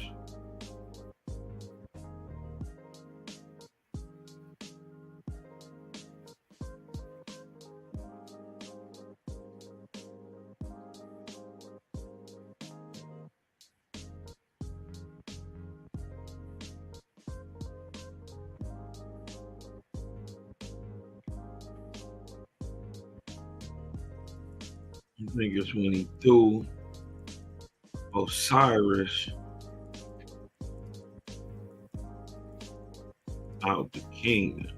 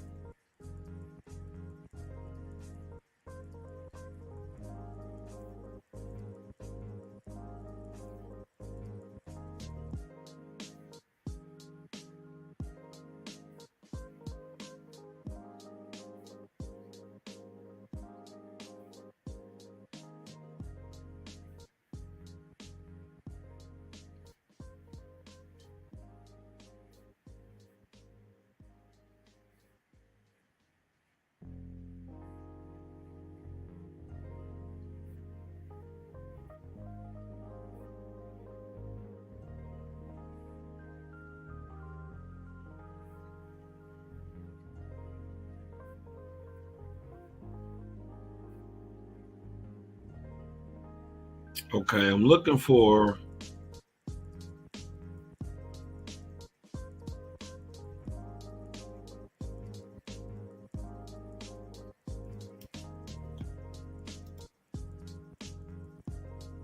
um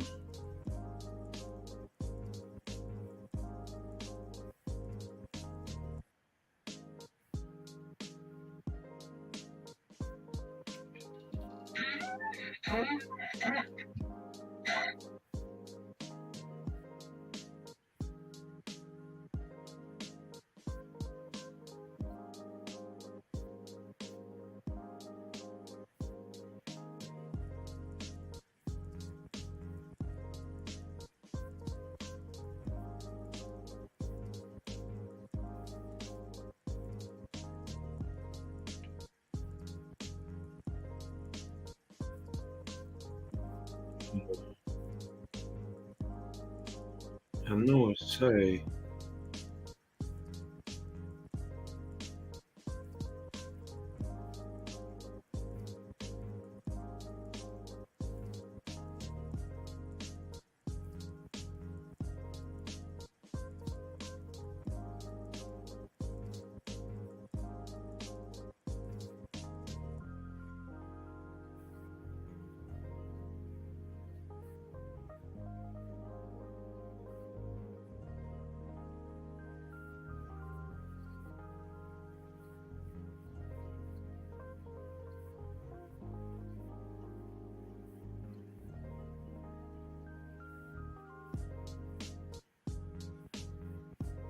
hmm. Okay, I thought it was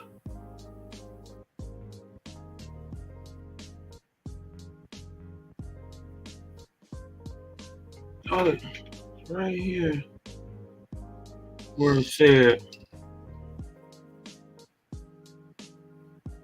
allow him to do what he do because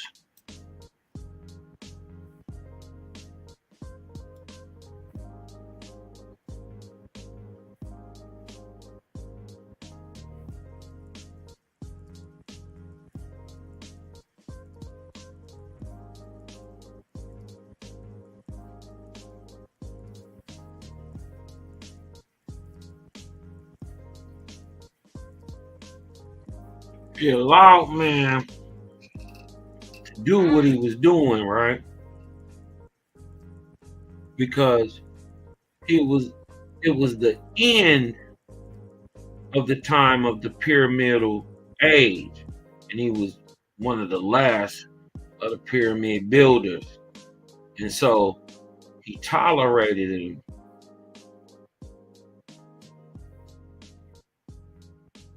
Do that evil work, and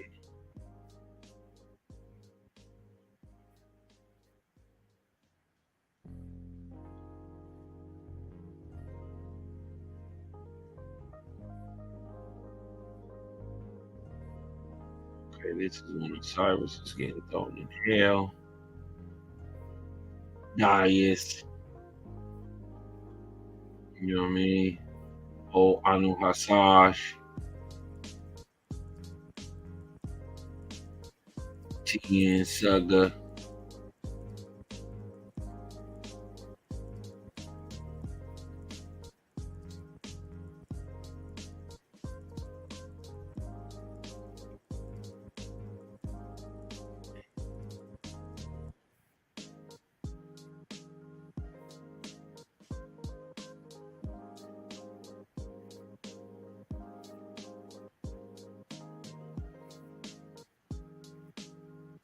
Um, mm,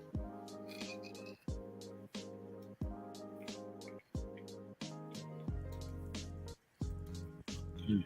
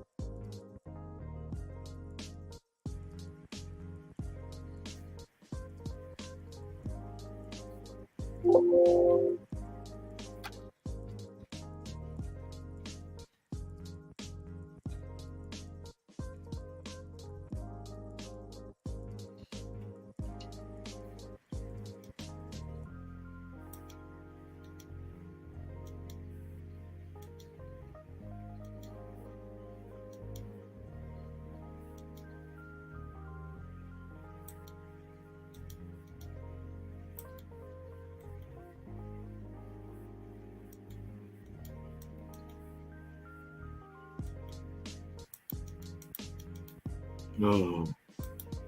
Here we go.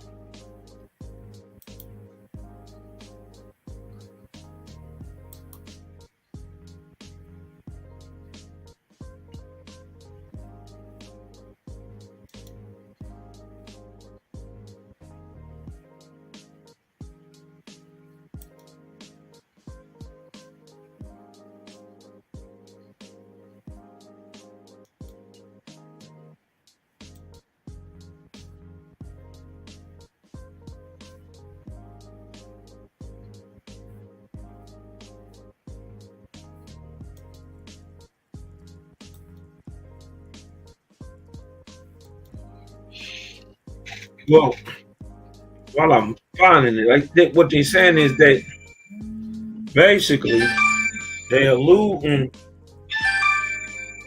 Excuse me, I didn't even know that phone was on right there.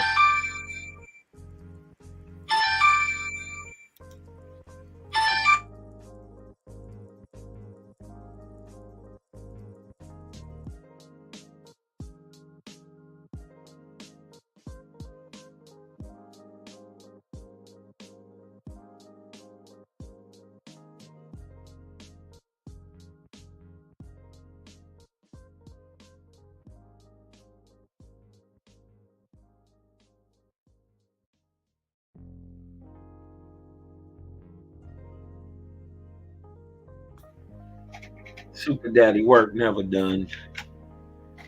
You dig what I'm talking about?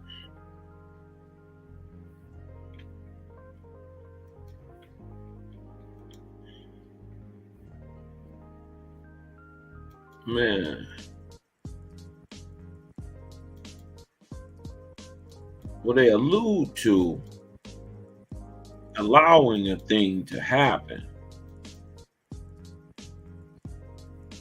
because he is just part of that time. You dig what I'm talking about? And being that he is of the time of great physicality upon the planet, allow him to be physical then. That's what he want to build, let him build it. And I think that's actually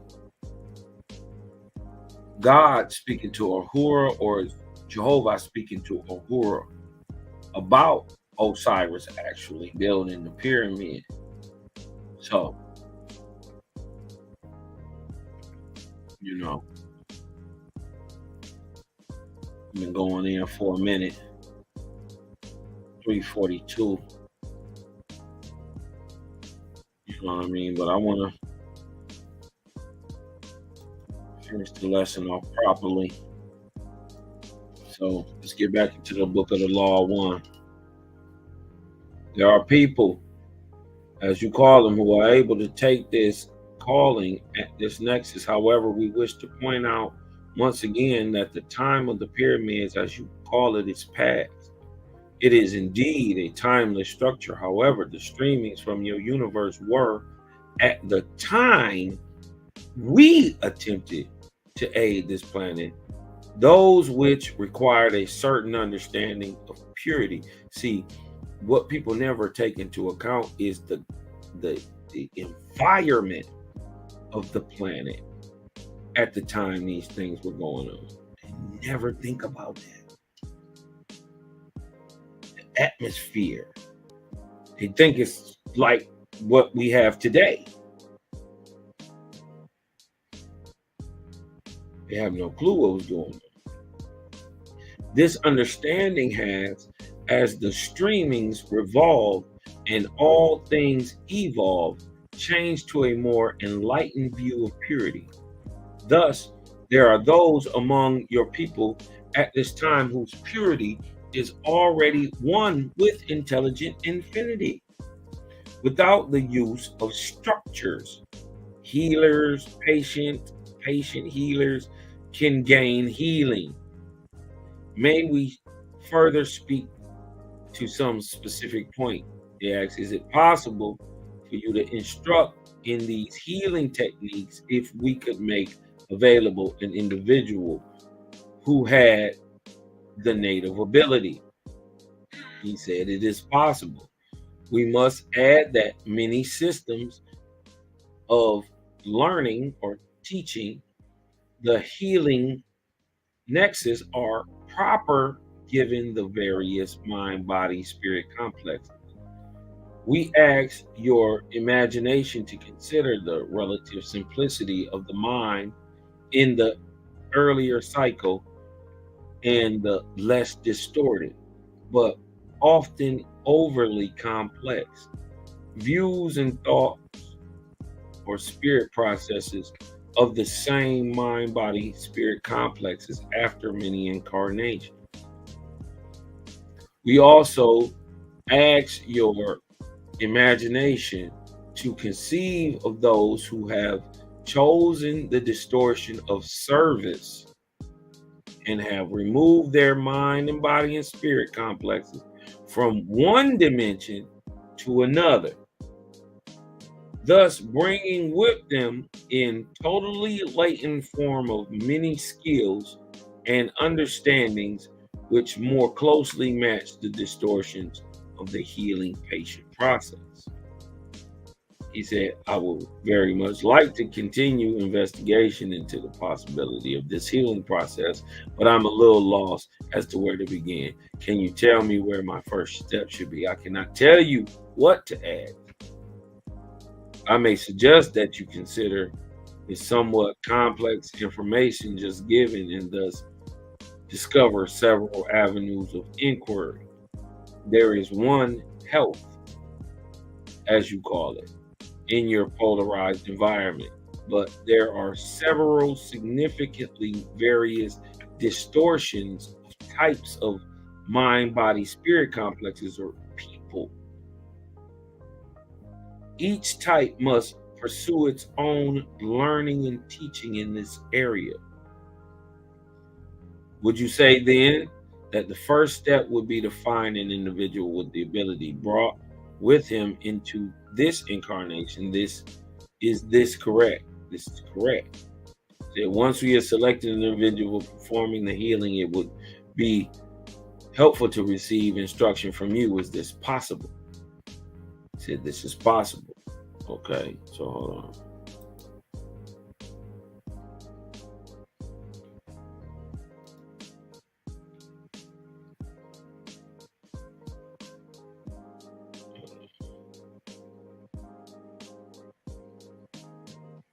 No. That being said,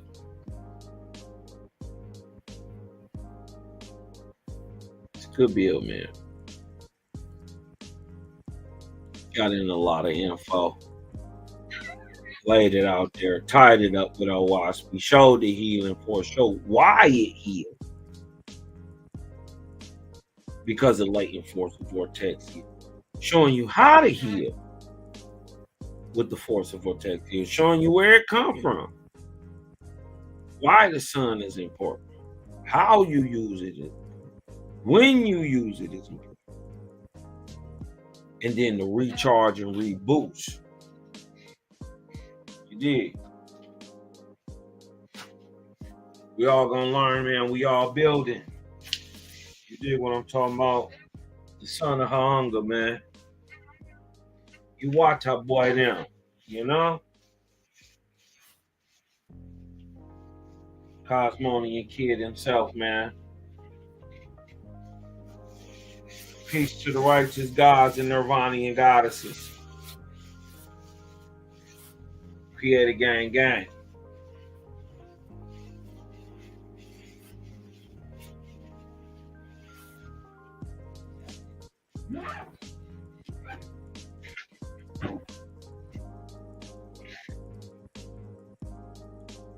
It's Cosmon. Lesson number 23. Vortex and the healing factor. No inoculations. Can't cure a poison with a poison. All come down to the come down. We don't do that over here. We know how to get rid of sickness and illness.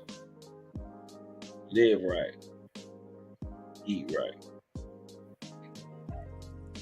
That being said, man, create a game. Cosmo and Cal, thanks for everybody for coming through. You dig what I'm talking about? Just freestyling, keeping it going, you know what I mean? Showing this information, tying all up the loose ends, you know what I mean?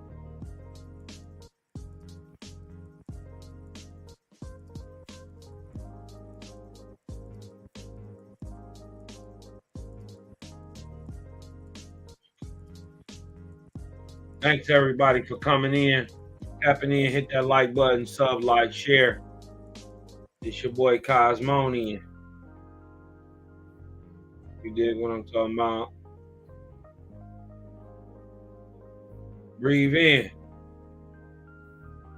Let the light in. Cosmon. I'm out.